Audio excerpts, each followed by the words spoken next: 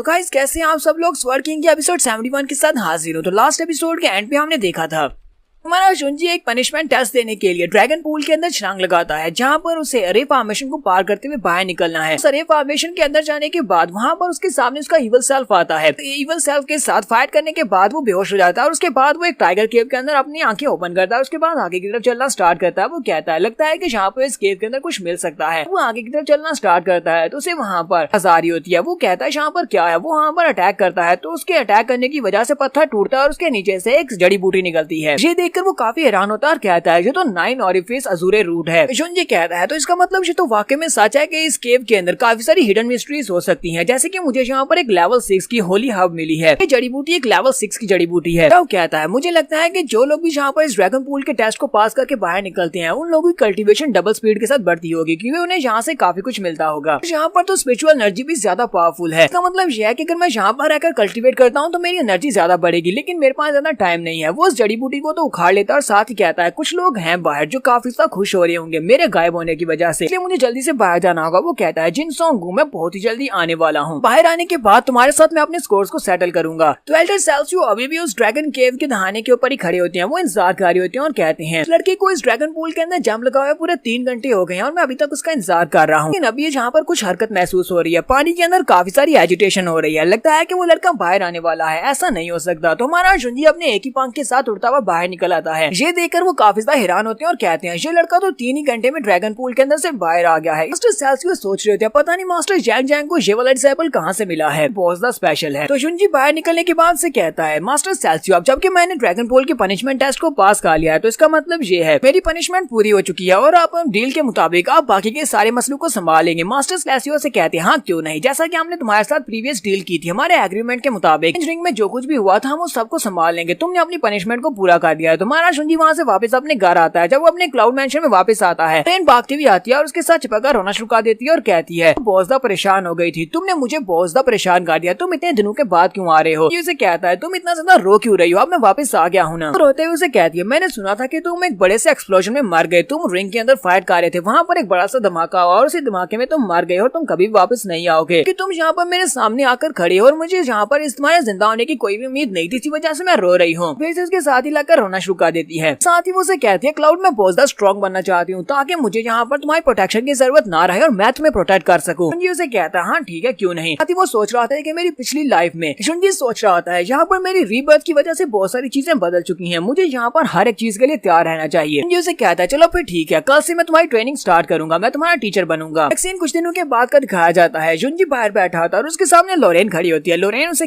कहती है जैसा कि तुमने मुझे कहा था तुम्हारे तरीके के मुताबिक मैंने बिल्कुल वैसे कल्टीवेट किया है और मैं अपनी मार्शल स्पिरिट को यहाँ पर मटेरियलाइज कर सकती हूँ। वो उसे कहती है चलो मैं तुम्हें दिखाती हूँ। साथ ही अपनी मार्शल स्पिरिट को एक्टिवेट करती है जो कि एक 9 स्टार लोटस होता है। जाओ उसकी मार्शल सोल को देखते ही कहता है ये तो एक लेवल 1 का 9 स्टार वाटर लिली है, ये तो बहुत ही अच्छी बात है। वो उससे आगे से बुरा सा मुंह बनाकर उसे कहती है ये तो सिर्फ और सिर्फ लेवल 1 की मार्शल सोल है, मुझे लगा था कि ये हायर लेवल की मार्शल सोल होगी। शुंजी उसकी बात सुनने के बाद से कहता है तो तुम्हारे कहने का मतलब ये है कि लेवल 1 की मार्शल सोल स्ट्रॉन्ग नहीं होती, तो मेरे पास भी तो लेवल 1 की मार्शल सोल है, तो क्या मैं स्ट्रॉन्ग नहीं हूँ। वो जल्दी से भागती हुई उसके पास आती है और कहती है नहीं नहीं ब्रदर ऐसी बात नहीं है, तुम तो बहुत ज्यादा स्ट्रॉन्ग हो, मेरे कहने का वो मतलब नहीं था। शुंजी उसे कहता है यहाँ पर हमें अभी तक सिर्फ एक ही बात पता है कि अगर हमारी मार्शल सोल जो कल्टीवेशन वाली सोल है उसका लेवल हायर होगा, तुम्हारी कल्टीवेशन हाई होगी और हम ज्यादा स्ट्रॉन्ग होंगे, लेकिन असल में ऐसी बात नहीं है कि स्किल्स और आपके पास जो मार्शल आर्ट्स की कल्टीवेशन टेक्निक्स होती है वो भी इसके ऊपर डिपेंड करती है। अगर आपके पास ये सारी चीजें ज्यादा स्ट्रॉन्ग है तो इसका मतलब मार्शल सोल का लेवल 1 का होना यानी यूजलेस होना कोई भी मायने नहीं रखता। और अगर मैं यहाँ पर तुमसे ये कहूँ कि तुम्हारे पास जो 9 स्टार वाटर लिली है ये बहुत ज्यादा पावरफुल मार्शल सोल है, ये कोई आम सी मार्शल सोल नहीं है, हालांकि इसका लेवल लो है लेकिन ये मेरी मार्शल सोल की तरह स्पेशल मार्शल सोल है, इसको हम लोग ग्रोथ ओरिएंटेड मार्शल सोल कहते हैं। वो उसे कहती है अब इस बात का क्या मतलब होता है। शुंजी उसे कहता है तुम्हें एक दिन जरूर पता चलेगा, ये वाली मार्शल सोल बहुत ज्यादा पावरफुल है और वक्त के साथ साथ ये लेवल अप होती है। अपने पास से एक ह्यूमन लेवल के स्किल की बुक निकालता है और उसे कहता है ये तुम्हारे लिए है क्योंकि मेरे पास एक बुक है जिसे मैं मास्टर नहीं कर सकता, लेकिन तुम्हारे वाटर लिली के साथ ये बिल्कुल परफेक्ट रहेगी, तुम इसे मास्टर करो। तो वो उस बुक को देखती है और उसे कहती है ये क्या, इस बुक के ऊपर लिखा हुआ है कि इस बुक को एक बहुत बहुत ही फेमस एम्परर ने लिखा था, जिसका नाम किंग लियान एम्परर था। वो स्पेशल इसलिए था क्योंकि उसके पास भी इसी तरह की एक मार्शल सोल थी, यानी ग्रोथ ओरिएंटेड मार्शल सोल थी। जुनजी उसे कहता है उस एम्परर के पास जो मार्शल आर्ट्स के स्किल्स थे वो बहुत ज्यादा स्पेशल थे, वो तुम्हारी मार्शल सोल्स के साथ मिलते जुलते थे, इसी वजह से ये वाली बुक तुम्हारे लिए बहुत ज्यादा बेहतर रहेगी। तुम इस बुक के ऊपर लिखे हुए सारे मेथड्स को अप्लाई करोगी तो बहुत ही जल्दी तुम अपनी मार्शल सोल को भी लेवल अप कर पाओगी। तो वो ये बात सुनते ही बहुत ज्यादा खुश हो जाती है। फिर साथ ही वो उसके गाल पे किस करती है और कहती है क्लाउड मैं तुमसे बहुत ज्यादा प्यार करती हूँ। फिर अपनी बुक को लेकर एक छोटी बच्ची की तरह खुश होकर वहाँ से भाग जाती है। वो भागती हुई जा रही होती है अपने ध्यान के, वहाँ पर सीधी जाकर मास्टर के साथ टकरा जाती है। मास्टर स्नो काइजर वहाँ पर आते हैं, यानी कि स्नो के दादाजी वहाँ पर आते हैं। वो उसे देखकर बहुत ज्यादा घबरा जाती है। तो दादाजी उसे कहते हैं बेटा क्या तुम ठीक हो, कहीं तुम्हें कोई चोट तो नहीं लगी। तो रेन जब नीचे गिरती है वो कहती है नीचे गिरने की वजह से मेरा बम 2 टुकड़ों में टूट गया है। तो ग्रैंडपा उससे कहते हैं मुझे क्या तुम दिखा सकती हो किसी के बम का एक टुकड़ा हो, सभी के 2 ही होते हैं। तो दादाजी को देखकर बहुत ज्यादा घबरा जाती है और भागती हुई जाकर जुंजी के पीछे छुप जाती है और कहती है जुंजी ब्रो दद्दू तो बहुत ज्यादा डरावना है, पता नहीं वो कौन है। जुंजी से कहता है बड़ों के साथ इस तरह बात नहीं करते, तुम्हें एल्डर के साथ रूडली बात नहीं करनी चाहिए। फिर साथ ही वो ग्रैंडपा से कहता है ग्रैंडपा आप यहाँ पर क्या कर रहे हैं। तो काइजर स्नो से कहते हैं मैंने तुम्हारी उस चैलेंज रिंग के बारे में सुना, मैंने सुना कि वहाँ पर एक बहुत ही बड़ा हादसा हुआ जिसके बाद अब तुम वापस आए हो। मैंने सुना कि तुम वापस आ गए तो मैं जल्दी से तुम्हारे लिए गिफ्ट्स लेकर आया हूँ, मैं तुम्हारे लिए बहुत सारे गिफ्ट्स लेकर आया हूँ। मैंने ये भी सुना था कि वॉली टाई तुम्हें पकड़ कर ले गया और तुम्हें पनिशमेंट देने वाले हैं, लेकिन यहाँ पर आकर देखकर लग रहा है कि तुम्हारे साथ तो कुछ भी बुरा नहीं हुआ। मतलब यह है कि तुम्हें ये गिफ्ट देने की जरूरत नहीं है। जाओ उन सारे गिफ्ट्स को देखकर कहता है ये तो बहुत सारे गिफ्ट्स हैं, क्या ये सारे मेरे लिए हैं। तो वो से कहते हैं ये तो कुछ भी नहीं है। उनसे कहता है मिस्टर स्नो मुझे लगता है कि आप यहाँ पर कुछ और बात भी करना चाहते हैं, आप यहाँ पर सिर्फ गिफ्ट्स मुझे इसलिए तो नहीं दे रहे। वो उसे कहते हैं हाँ मैं यहाँ पर तुमसे कुछ और बात भी करने के लिए आया हूँ। अक्सर में मैं यहाँ पर अपनी स्नो की तरफ से तुमसे बात करने के लिए आया हूँ। वो यहाँ पर पूरी बात करने लगती है। उसी वक्त स्नो गुस्से के साथ पीछे से आती है और अपने दादाजी को खींचकर वहाँ से ले जाती है और कहती है चले मेरे साथ वापस आए, आपको यहाँ पर ये बात करने की जरूरत नहीं है। जुंजी से कहता है फ्रो स्नो जरा रुको मेरी बात सुनो, मुझसे वादा किया था कि तुम मुझे ली फैमिली के बारे में इन्फॉर्मेशन निकाल कर दोगी, ये बताओ कि क्या तुम्हें उसके बारे में इन्फॉर्मेशन मिली या नहीं। तो वहाँ पर शर्माते हुए से कहती है क्या तुम बस यही जानना चाहते हो, मुझे तो लगा था कि तुम मुझसे पूछोगे कि मैं कैसी हूँ। क्लाउड उसकी बात सुनने के बाद काफी हैरान हो जाता है और कहता है क्या मैंने यहाँ पर कुछ गलत कह दिया। स्नो चिल्लाकर उसे कहती है बकवास बंद करो, मुझे तुमसे बात नहीं करनी। साथ ही वो गुस्से के साथ वहाँ से बाहर की तरफ चल देती है, जबकि हमारा जुंजी सोच रहा था इसे क्या हुआ, इसे गुस्सा क्यों आ गया है। हमारे दादाजी उसको गुस्से में देखकर जुंजी से कहते हैं तुम्हें यहाँ पर ली फैमिली के बारे में इन्फॉर्मेशन चाहिए, मुझे ली फैमिली के बारे में इन्फॉर्मेशन है। अगर तुम्हें वो इन्फॉर्मेशन चाहिए तो फिर तुम्हें यहाँ पर एक काम करना होगा, जाओ जाकर मेरी पोती को हुश करो, अगर वो हुश हो गई तो फिर मैं तुम्हें वो इन्फॉर्मेशन दूंगा। और उसकी बात सुनने के बाद जल्दी से भागता हुआ जाता है और स्नो से कहता है मेरी स्नो जरा यहीं पर रुक जाओ। अभी ज्यादा शर्माना शुरू कर देती है और कहती है अब इस बात का क्या मतलब है, तुम्हें मुझसे क्या चाहिए। तो जुंजी से कहता है स्नो प्लीज गुस्सा मत हो, मैं यहाँ पर तुमसे माफी मांगने के लिए आया हूँ। पीछे की तरफ घूम जाती है और कहती है नहीं मुझे तुम्हारी माफी नहीं चाहिए। इसी के साथ हमारा जुंजी उसकी फ्लैट चेस्ट की तरफ देखता है और उसे कहता है तो इसका मतलब तूने मेरे मशवरे के ऊपर अमल किया, मैंने तुम्हें कहा था ना कि तुम्हें यहाँ पर फेक अपीयरेंस नहीं बनानी चाहिए, तो तुमने लगता है मेरे मशवरे के ऊपर अमल किया है और तुमने अपनी चेस्ट को फ्लैट ही रखा है, ये भी काफी ज्यादा अच्छी लग रही है। बात सुनते ही स्नो और भी ज्यादा गुस्सा हो जाती है और गुस्सा आने के बाद वो एक जबरदस्त पंच मारती है और कहती है तुम यहाँ पर मेरे चेस्ट के बारे में बात नहीं कर सकते। इसे मार खाने के बाद दादाजी अंदर आकर बैठ जाते हैं। जुंजी उनसे पूछता है तो ग्रैंडपा उसे सारी बात बताते हैं। वो उसे कहते हैं उन्होंने मुझसे ली फैमिली के बारे में पूछा था और मैंने भी उसे ली फैमिली के बारे में काफी कुछ बताया था। मुझे लगता है कि उसने तुम्हें ली फैमिली के बारे में आगे आकर कुछ भी नहीं बताया क्योंकि उसके पास अपनी एक रीजन है ताकि वो तुम्हें ये सब कुछ ना बताए। ली फैमिली का पास्ट इसके डैड के साथ जुड़ा हुआ है। ली फैमिली के कोलैप्स होने के बाद ही फ्रोस्ट के जो फादर थे वो उसकी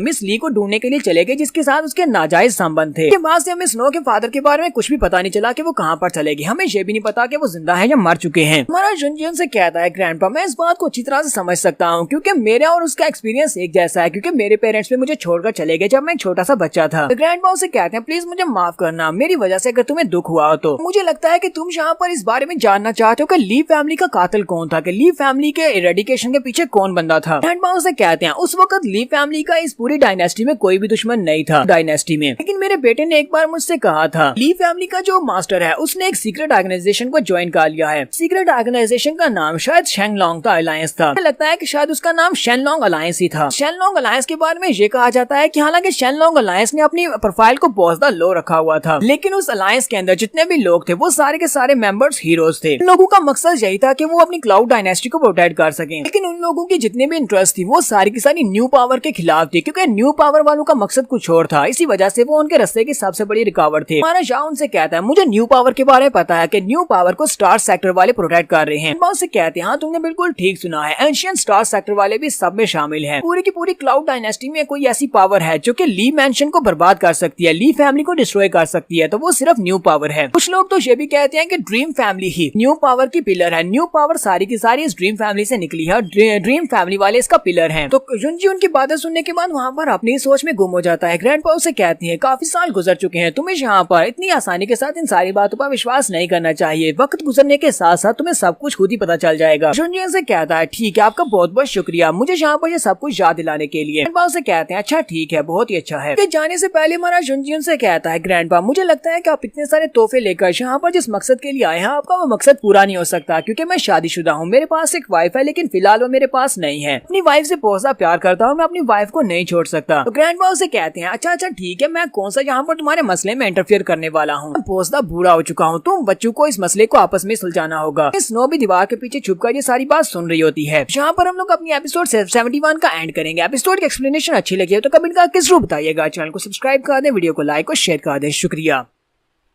तो गाइस कैसे हैं आप सब लोग। स्वर्ड किंग के एपिसोड 72 के साथ हाजिर हो। तो लास्ट एपिसोड के एंड पे हमने देखा था कि हमारा युनजी ग्रैंडपा से कहता है कि आप जिस बात के लिए यहाँ पर गिफ्ट्स लेकर आए थे मैं उस बात को एक्सेप्ट नहीं कर सकता क्योंकि मैं पहले से शादीशुदा हूँ। तो ग्रैंडपा उसकी बात सुनने के बाद कहते हैं मुझे तुम बच्चों के मसले में पड़ने की जरूरत नहीं है, बहुत ज्यादा बुढ़ा हो चुका हूँ, स्नो जाने और तुम जानो। वो वहाँ से चले जाते हैं जबकि स्नो भी बाहर के पास सुन रही होती है। इस एपिसोड की शुरुआत में हमारा युनजी सोच रहा होता है मुझे लगता है कि ड्रीम फैमिली का मास्टर गू वो मुझे यहाँ पर टारगेट कर रहा है और मुझे लगता है कि इस मास्टर गू का ताल्लुक न्यू पावर के साथ भी है और इसी के साथ एंशिएंट स्टार सेक्टर जो कि इनको बैकग्राउंड सपोर्ट दे रहा है उनके साथ भी इसका कनेक्शन है, यही उनके बीच की कड़ी है। लेकिन इस बात का मतलब ये तो नहीं हो सकता है कि मेरे पेरेंट्स को भी न्यू पावर नहीं मारा है, लेकिन मेरे पेरेंट्स का इन लोगों के साथ क्या ताल्लुक हो सकता है। हाँ ये पॉसिबिलिटी हो सकती है कहीं मेरे पेरेंट्स ने भी तो शेनलॉन्ग अलायंस के उस ग्रुप को तो नहीं ज्वाइन किया था जिसकी वजह से बाकी सभी लोग मारे गए, उसी वजह से मेरे पेरेंट्स को भी मारा गया होगा। लगता है कि मैं सच्चाई के काफी ज्यादा करीब पहुंचता जा रहा हूँ। मैं जितना ज्यादा सच्चाई के करीब पहुंचता जा रहा हूँ मेरे लिए उतना ज्यादा ये हार्ड होता जा रहा है, यानी कि इन्वेस्टिगेशन और ज्यादा मुश्किल हो गई है। युनजी कहता है तो मेरे लिए सबसे ज्यादा इंपॉर्टेंट बात फिलहाल के लिए अपनी स्ट्रेंथ को इंक्रीज करना है। अगर मैं अपनी कल्टीवेशन को बढ़ा लेता हूँ तो उसके बाद मेरे लिए इन सभी से मुकाबला करना आसान हो जाएगा। और वो जल्दी से अपने रीइंकार्नेशन स्टोन को बाहर निकालता है और इस कोन को ओपन करते हुए उसके अंदर चला जाता है ताकि वहाँ पर वो टाइम गेन कर सके। बाहर का 1 दिन और वहाँ पर 5 दिन होते हैं। साथ ही वो अपनी तलवार को भी निकालता है और कहता है युनजी कहता है अपनी प्रीवियस लाइफ में मरने से पहले मैं मार्शल आर्ट्स एम्परर लेवल तक पहुंच चुका था। उसके बाद मैं एम्परर राम की सारी मिस्ट्रीज को जानने के बहुत ज्यादा करीब पहुंच चुका था, लेकिन जितना ज्यादा मैं उसके बारे में जान रहा था उतना ज्यादा मुझे महसूस हो रहा कि मैं बस एक छोटा सा लड़का हूँ। अपनी प्रीवियस लाइफ में मैंने एक बहुत ही स्पेशल मार्शल आर्ट्स की टेक्निक को इजाद किया था जो कि तलवारबाजी की टेक्निक थी और उसका नाम क्योटिक स्वर्ड स्पिरिट टेक्निक था। वाला फार्मूला बहुत ज्यादा स्पेशल फार्मूला था। हालांकि मैंने उस फार्मूला को मार्शल आर्ट्स एम्परर लेवल तक पहुंचने के बाद इस्तेमाल किया था, लेकिन फिलहाल में मुझे उस मार्शल आर्ट्स फार्मूला को यहीं पर मास्टर करना होगा ताकि मैं उसे यूज कर सकूं। हमारा युनजी वहीं पर खड़े खड़े उस स्पेशल फार्मूला को यूज करते हुए अपनी कल्टीवेशन को इनहेंस करने की कोशिश करता है। जब वो उस फार्मूला को यूज करेगा तो उसकी कल्टीवेशन सर्च करेगी, वहीं पर अपनी पावर्स को रिलीज करता है और वहाँ पर अपनी आंखें बंद करता है और साथ ही वो वहाँ पर एक जोरदार चीख मारता है क्योंकि उसकी बॉडी के अंदर से जबरदस्त एनर्जी निकलती है। वो वाला स्पेशल फार्मूला यूज करने की वजह से युनजी की बॉडी के अंदर से काफी ज्यादा एनर्जी निकल रही होती है और इसी के साथ उसके मुंह से ब्लड निकलता है। वो कहता है क्या मैं यहाँ पर सक्सेसफुल हुआ हूँ या फिर नहीं। ऐसी मारे युनजी के मुंह से ब्लड निकलता है, वो साथ ही एक चीख मारता है। उसी वक्त वो लोग बाहर से भागते हुए अंदर आते हैं। ट्रेन जल्दी से भागती हुई अंदर आ जाती है जबकि मिस किन भी वहीं पर होती है। मिस किन खिड़की खोलकर उसे अंदर की तरफ देख रही होती है और कहती है क्या तुम ठीक हो। लोरेन से पूछती है युनजी के साथ क्या हुआ है। वो कहती है मुझे नहीं पता, मैं अभी भी यहाँ पर पहुंची। जब मैं यहाँ पर रूम के अंदर आई तब ये इसी तरह था, ये बेहोश हो चुका था। तो लोरेन मिस किन से कहती है जो यहाँ पर बहुत ही खामोशी के साथ कांप रहा है और साथ ही आहिस्ता आहिस्ता बोल भी रहा है, कहीं ऐसा दुनिया किसी डेविल ने पोजेस कर लिया है। किन भी जल्दी से भागती हुई अंदर आ जाती है और उसे कहती है मिस्टर चू क्या तुम ठीक हो। तुम्हारे युनजी की हालत काफी ज्यादा खराब होती है, उसकी माथे से काफी सारा पसीना बह रहा होता है। तो लोरेन वहीं पर रोना शुरू कर देती है और कहती है ऐसा नहीं हो सकता, युनजी ऐसे नहीं मर सकता, तुम यहाँ पर नहीं मर सकते, तुम्हें मेरे साथ ही रहना है। मिस किन को समझ आ जाती है। वो कहती है लगता है कि यहाँ पर कुछ और होने वाला है। वो लोरेन से कहती है लोरेन चलो जल्दी से यहाँ से निकलो, यहाँ पर ब्रेक थ्रू करने वाला है। अगर इसने ब्रेक थ्रू किया तो यहाँ पर जबरदस्त एनर्जी सर्च निकलेगा जिसकी वजह से हम सभी लोग पीछे की तरफ गिर जाएंगे। इसके साथ ही हमारा युनजी वहाँ पर एक चीख मारता है, उसकी बॉडी से जबरदस्त एनर्जी सर्च निकलता है। वो एनर्जी इतनी ज्यादा पावरफुल होती है युनजी के आसपास काफी सारी एनर्जी निकलती है और यहाँ तक कि उसके घर की छत भी टूट जाती है। मिस किन ने लोरेन को वहाँ पर कवर किया होता है ताकि वो उसके इफेक्ट से बचा सके। युनजी अपनी तरफ देखता और कहता है लगता है कि मैंने उस क्योटिक फार्मूला को यूज करते हुए लेवल अप किया है और यहाँ पर सिर्फ कोई एक लेवल अप नहीं किया बल्कि मैंने यहाँ पर इकट्ठे 6 लेवल्स अप किए हैं। तो मतलब यह कि मैं स्पिरिट गैदरिंग ग्राम के 9th लेवल तक पहुंच चुका हूँ। ये देखकर मिस किन भी बहुत हैरान होती है और कहती है ऐसा कैसे हो सकता है, तुमने डायरेक्टली 6 लेवल्स को कैसे अप कर लिया। युनजी आगे से हंसना शुरू कर देता और कहता है मैं तो यहाँ पर डायरेक्टली अर्थ स्पिरिट राम में पहुंचना चाहता था, अफसोस कि मुझे यहाँ पर दोबारा से सेल्फ पुश देना पड़ेगा और दोबारा कल्टीवेट करते हुए अपने आप को अर्थ स्पिरिट राम में पहुंचाना पड़ेगा। मिस किन और लोरेन दोनों ही उसकी तरफ देखकर बहुत ज्यादा हैरान हो रहे होते हैं। इसी वक्त एक लड़का बाहर से भागता हुआ अंदर आता है और उसे कहता है मास्टर चू बहुत ही बुरा हुआ है, मास्टर किन जाग गए हैं, यानी कि मिस किन के फादर जाग गए और जागने के बाद वो सीधा अपनी किन फैमिली की तरफ चले गए हैं। हम उन्हें रोक नहीं पाए। बात सुनते मिस किन काफी ज्यादा हैरान हो जाती है और साथ ही रोना शुरू कर देती है और कहती है अब क्या होगा, मेरे फादर का क्या होगा, वो अकेले वहाँ पर चले गए हैं, अंकल तो उन्हें मार डालेंगे। जुनजी उसे कहता है वो यहाँ से कब गए और तुमने मुझे आकर रिपोर्ट क्यों नहीं किया, क्या तुम लोग इतने बड़े बेवकूफ हो, तुम मेरे पास आए क्यों नहीं। वो नौकर उसे कहता है सर हम आपके पास आना चाहते थे लेकिन आप यहाँ पर सेल्फ कल्टीवेशन में बहुत ज्यादा बिजी थे, इसी वजह से हम आपको डिस्टर्ब नहीं कर सकते थे, लेकिन वो मास्टर किन है और हम उनको अपने आप से रोक भी नहीं सकते थे। जुनजी मिस किन का हाथ पकड़ता है और उसे कहता है मिस किन हम लोग यहाँ पर इंतजार नहीं कर सकते, चलो जल्दी से यहाँ से चलते हैं। वो अपना पंख निकालता है, मिस किन को उठाता है और वहाँ से उड़ना स्टार्ट करता है। वो उसे कहता है हमें जल्दी से जल्दी वहाँ पर पहुँचना होगा, हम लोग लेट हो गए तो हो सकता है कि तुम्हारे अंकल तुम्हारे फादर को मार डाले। और ये लोग उड़ते हुए जल्दी से वहाँ से चले जाते हैं। जबकि लोरेन बेचारी वहीं पर पीछे खड़ी होती है और वो पीछे खड़ी ये सब कुछ देखकर वहीं पर रोना शुरू कर देती है और कहती है तुम मेरे साथ ऐसा कैसे कर सकते हो, मैंने तुम्हारा बहुत ज्यादा ख्याल रखा, जब तुम यहाँ पर बीमार थे सबसे पहले मैं तुम्हारे पास भागती हुई आई, लेकिन तुम यहाँ पर किसी दूसरी लड़की को उठाकर यहाँ से चले गए हो, बहुत ज्यादा मीनी हो, उसके बाद मैं तुमसे कभी भी बात नहीं करूंगी। जुनजी मिस किन को उठाकर उनकी किन फैमिली में पहुंच जाता है। किन उसे कहती है तुमने रास्ते में मुझे जो भी बात बताई है उसका क्या मतलब है, क्या तुम्हें लगता है कि मेरे फादर यहाँ पर खतरे में हैं? उसे कहता हाँ मुझे ऐसा ही लगता है। तो वो उसे कहती है ऐसा कैसे हो सकता है, मेरे फादर किन फैमिली के प्रीवियस मास्टर हैं, बीमार होने की वजह से वो मास्टर की कुर्सी के ऊपर से हटे थे, हमारी फैमिली के जितने एल्डर्स हैं वो सभी उनकी रिस्पेक्ट करते हैं, वो उन्हें देखकर बहुत ज्यादा खुश होंगे और उन्हीं का साथ देंगे। जुनजी उसे कहता है मुझे नहीं लगता कि यह सब कुछ इतना ज्यादा सिंपल है, मिस्टर किन को ये सब कुछ पहले से पता होगा, इसी वजह से वो वहाँ पर सीधा उठने के बाद फैमिली में चले गए हैं। उन्हें पता होगा कि उन्हीं के भाई का ये सारा प्लान है, उसी ने उन्हें पॉइजन दिया होगा, इसी वजह से वो उससे बदला लेने के लिए पर्सनली आए हैं। यानफेंग किन के पास पहले से वो सारी पावर है और तुम्हें भी इस बारे में अच्छी तरह से पता है वो अपनी पावर्स के साथ क्या कर सकता है। तुम्हें ये बात भी अच्छी तरह से पता है कि मैं तुम्हें और तुम्हारे फादर को वहाँ से बचाकर निकाल कर ले आया था, जिसकी वजह से अब उसने अपने मेंशन की सिक्योरिटी को और भी ज्यादा दुगना कर दिया होगा। मुझे लगता है कि तुम्हारे फादर को मार डालेगा अगर हम लोग जल्दी से वहाँ पर नहीं पहुँचे। जुनजी उसे कहता है मुझे पता है कि तुम अपने अंकल का चेहरा नहीं देखना चाहती, तुम यहीं पर रुककर इंतजार कर सकती हो, मैं अंदर जाकर तुम्हारे फादर को बचाकर ले आता हूँ। तो मिस किन उसे कहती है नहीं मैं भी तुम्हारे साथ ही जाऊंगी। इसी वक्त जुनजी को कुछ महसूस होता है। जुनजी मिस किन को पकड़ता है और साइड के ऊपर करते हुए कहता है जल्दी से साइड के ऊपर हट जाओ, हमारे पर अटैक हुआ है। इसी वक्त सामने से काफी सारी पॉइजनस फॉग निकल कर आ रही होती है। जुनजी कहता है अपनी सांस बंद करो, यहाँ पर सामने से पॉइजनस फॉग निकल कर आ रही है, ये तो उस ऑक्टोपस की है यानी कि मास्टर टियानफेंग किन की है। टियानफेंग किन ने यहाँ पर अपने पॉइजन को रिलीज करते हुए अपने सारे के सारे आदमियों को मार दिया, लेकिन वो ऐसा क्यों करेगा। पर वो सामने की तरफ देखते हैं तो हमारी मिस किन के डैड खड़े होते हैं। डैड ने वहाँ पर अपनी पावर्स को रिलीज किया होता है, उसके पास जो मार्शल आर्ट्स की स्पिरिट होती है वो शायद एक जेलीफिश है, साथ उन्होंने अपने इर्द-गिर्द कवच बनाया होता है तो उसकी पॉइजनस फॉग के साथ बच सके। मास्टर किन उसे कहते हैं पता नहीं हमारी फैमिली में तुम्हारे जैसा कमीना और घटिया इंसान कहाँ से पैदा हो गया, तुम मेरे भाई नहीं हो सकते, लेकिन अफसोस की बात यह है कि तुम यहाँ पर मुझे नहीं मार सकते क्योंकि मुझे अभी अपनी फैमिली की ड्यूटी पूरी करनी है, क्योंकि मैं फैमिली का पैट्रियार्च हूँ और मुझे यहाँ पर अपनी फैमिली को बचाने के लिए तुम्हें मारना होगा। अगर मैं यहाँ पर मर भी जाता हूँ तुम्हारे हाथों से तो मैं मरने से पहले तुम्हें यहाँ पर सजा जरूर दूंगा। टियानफेंग आगे से हंसना शुरू कर देता है और उसे कहता है मेरे प्यारे भाई तुम्हें क्या लगता है कि तुम यहाँ पर मुझसे ज्यादा पावरफुल हो, तुम्हें क्या लगता है कि तुम हमेशा के लिए गद्दी के ऊपर बैठकर रह सकते हो, बूढ़े हो चुके हो, इसी वजह से तुम हमारे किन बिजनेस को संभालने के लायक नहीं रहे, वजह से अब यहाँ पर मेरा मौका है, मैं हमारी किन फैमिली को ब्राइटर फ्यूचर दे सकता हूँ, वजह से मैं चाहता हूँ कि तुम अपनी सीट के ऊपर से हट जाओ, मैं तुम्हारी जान बख्श दूंगा। जैसा कि तुमने भी कहावत सुनी होगी कि एक माउंटेन के ऊपर दो टाइगर्स नहीं रह सकते, इसी वजह से तुम्हें यहाँ पर मरना पड़ेगा। साथ ही वो फिर से अपने टेंटिकल्स के साथ अपने भाई के ऊपर अटैक करता है, जबकि उसी वक्त जुनजी किन के सामने आकर खड़ा हो जाता है, उसके अटैक को वहाँ पर अवॉइड करता है।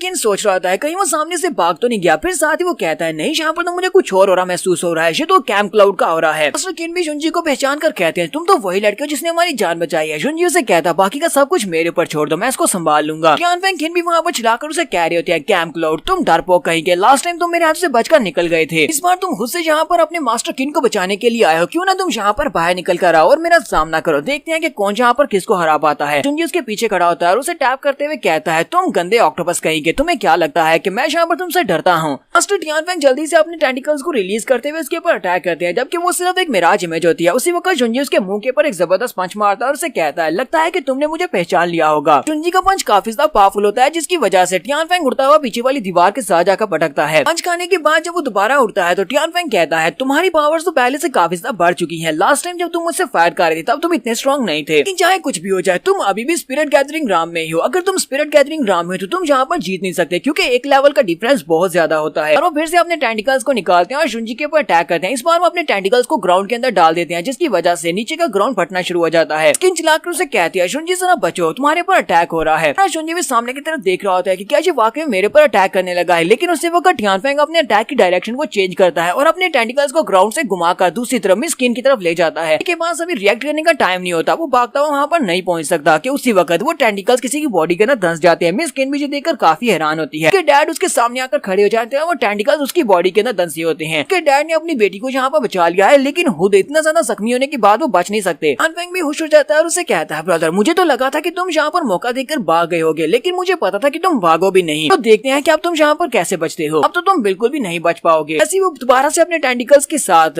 मास्टर किन के ऊपर अटैक करने लगता है। उसी वक्त उसके ऊपर अटैक होता है, जिसकी वजह से उसकी मार्शल आर्ट्स की सोल होती है डिस्ट्रॉय हो जाती है और वहीं पर नीचे गिर जाता है, बेहोश हो जाता है। फिर शुंजी मास्टर किन की तरफ देखता है। मिस किन जल्दी से भागती हुई अपने डैड के पास आती है, उसे सहारा देते हुए कहती है, डैड मैं तुम्हारी ब्लीडिंग को रोकने में मदद करती हूँ। उसके डैड कह रही होती है, मैंने तो ऐसा बिल्कुल भी नहीं सोचा था कि मैं अपने छोटे भाई के हाथ उसे मारा जाऊंगा। उसके रोना शुरू कर देती है और कहती है, प्लीज डैड ऐसी बात मत करो, मेरे साथ रहो, तुम ऐसे नहीं जा सकते। आगे बढ़ता है और उसे कहता है, मिस्टर कीन आप यहाँ पर अकेले क्यों चले आए। तो मास्टर कीन उसे कहते हैं, मुझे पता था कि मेरे भाई ने मुझे पॉइजन दिया है और मैं इस मसले को अपने भाई के साथ खुद ही निपटाना चाहता था। मैं नहीं चाहता कोई और मेरे भाई को सजा दे, इसी वजह से मैं यहाँ पर पर्सनली आया था। चाहता हूँ कि तुम किसी के भी सामने इस बात को मत कहना। साथ ही वो उसे कहते हैं, लेकिन यहाँ पर मुझे तुम्हारे एक फेवर की जरूरत है। शुंजी उसे कहता है, हाँ मुझे बताएं कि मैं आपके लिए क्या कर सकता हूँ। तो उसके डैड उसे कहते हैं, किन फैमिली का बर्डन बहुत ज्यादा भारी होने वाला है। मुझे ये भी अच्छी तरह से पता है कि मेरी रेन मिस्ट ये अकेले इस सारे भार को नहीं उठा सकती। मैं यहाँ पर तुमसे ये बात कहने वाला हूँ, प्लीज मेरी बेटी का ध्यान रखना और साथ ही हमारे किन फैमिली का बिजनेस भी तुम संभालो। जुंजी उनसे कहता है, प्लीज आपको यहाँ पर परेशान होने की जरूरत नहीं, मैं सब कुछ संभाल लूंगा। फिर साथ ही वो अपनी जेब के अंदर से कुछ निकालते हुए कहते हैं, मेरे पास तुम्हारे लिए एक बहुत ही इंपॉर्टेंट सबूत है। उस बॉटल को ओपन करके उसको देने लगते हैं, लेकिन उसी वक्त उनकी मौत हो जाती है। लेकिन वो बॉटल जब नीचे गिरती है तो उसके अंदर से 2 पिल्स निकलती हैं। लेकिन जैसे वो मर जाते हैं उसी रात में स्किन वहाँ पर जोर जोर से रोना शुरू कर देती है। तो यहाँ पर हम लोग अपनी एपिसोड 72 का एंड करेंगे। नेक्स्ट एपिसोड में देखेंगे आखिर ये सबूत क्या है और इन पिल्स का क्या मतलब है। एपिसोड की एक्सप्लेनेशन अच्छी लगी हो तो कमेंट करके जरूर बताइएगा। चैनल को सब्सक्राइब कर दे, वीडियो को लाइक और शेयर कर दे। शुक्रिया।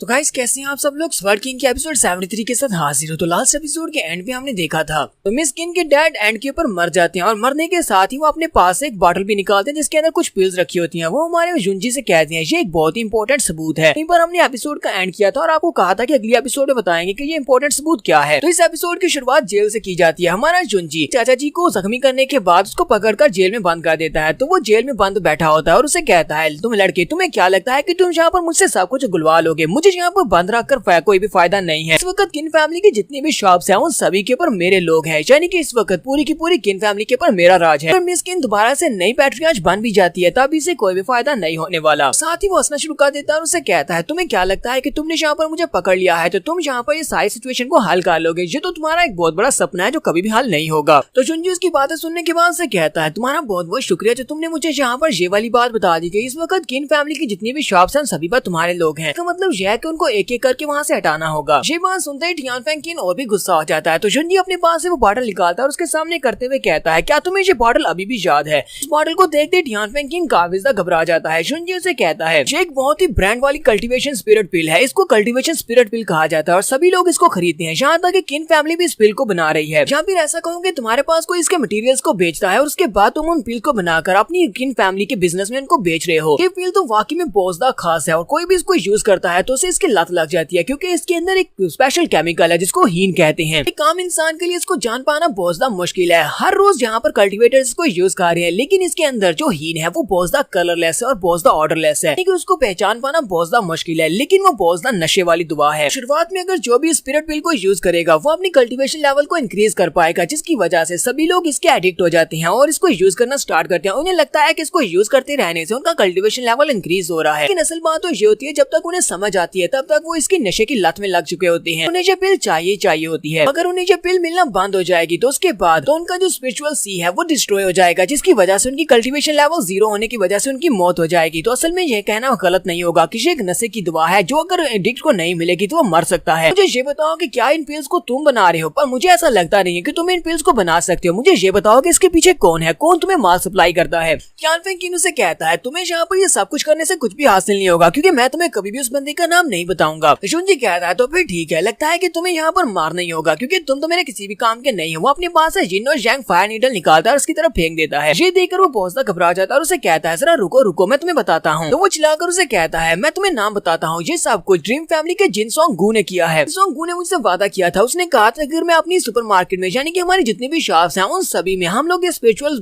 पिल को बेचा करेंगे, मेरी मदद करेगा, वो मेरी मदद करेगा किन फैमिली के बिजनेस के ऊपर कब्जा करने में और मुझे नया फैमिली का नया पैट्रियार्च बना देगा। मुझे इस बारे में बिल्कुल भी नहीं पता था कि हीन के साइड इफेक्ट्स क्या हैं। मुझे बस इतना पता है कि इस पिल की मदद से हमारी जो बिक्री थी बहुत ज्यादा बढ़ गई थी। जुनजू इसकी बात सुनने के बाद सोच रहा था इस जिनसोंग गू का मकसद क्या है। वो यहाँ पर न सिर्फ मेरे पीछे है बल्कि वो यहाँ पर सारे बिजनेस को भी कंट्रोल करना चाहता है। वो सारी शॉप्स के ऊपर हीन वाली पिल्स को बिकवा रहा है ताकि सभी लोगों को नशे की लत लग जाए। लेकिन उसका मकसद क्या है? लगता है कि कुछ बड़ा करना चाहता है। इस वक्त मिस किन भी वहाँ पर आ जाती है। वो बहुत ज्यादा गुस्से में होती है, उसके हाथ में नाइफ होता है। वो वहाँ पर आती है और अपने अंकल को मारने लगी है। वो जुनजी से कहती है मेरे रास्ते से साइड पर हट जाओ, मैं इसको मार डालूंगी। ये एक बहुत ही कमीना और घटिया इंसान है जिसने मेरे डैड को मार दिया है, अपने ही भाई को मार डाला। इस जैसे इंसान को जिंदा रहने का कोई भी हक नहीं है। और जैसे ही वो अपना नाइफ लेकर उसको मारने के लिए आगे बढ़ दिया, उसी वक्त हमारा जुनजी उसका हाथ पकड़ लेता है और उसके हाथ से नाइफ गिरा देता है। वो उसे कहता है शांत हो जाओ, तुम इसको ऐसे नहीं मार सकती। जबकि वो अभी भी इसे चिल्लाकर कह रही होती है प्लीज मुझे जाने दो, मुझे इसे मारना है, मुझे अपनी डैड की मौत का बदला लेना है। ये एक बहुत ही घटिया इंसान है। आखिर तुमने अभी तक इसको जिंदा क्यों रखा हुआ है? क्या तुम मेरे डैड की मौत का बदला नहीं लेना चाहते? तुम इसको मार क्यों नहीं देते? हमारा इसके लिए क्या काम है? ऐसे अभी यहाँ पर मारने वाली हूँ, प्लीज मुझे छोड़ो। और इसी के साथ ही मिस्किन वहीं पर बेहोश हो जाती है। हमारा जुनजी उसे उठाकर वापस बिस्तर के ऊपर लाकर लिटा देता है। तो उसके बाद जब उसे होश आती है वो अपने डैड का नाम पुकारते हुए उठती है।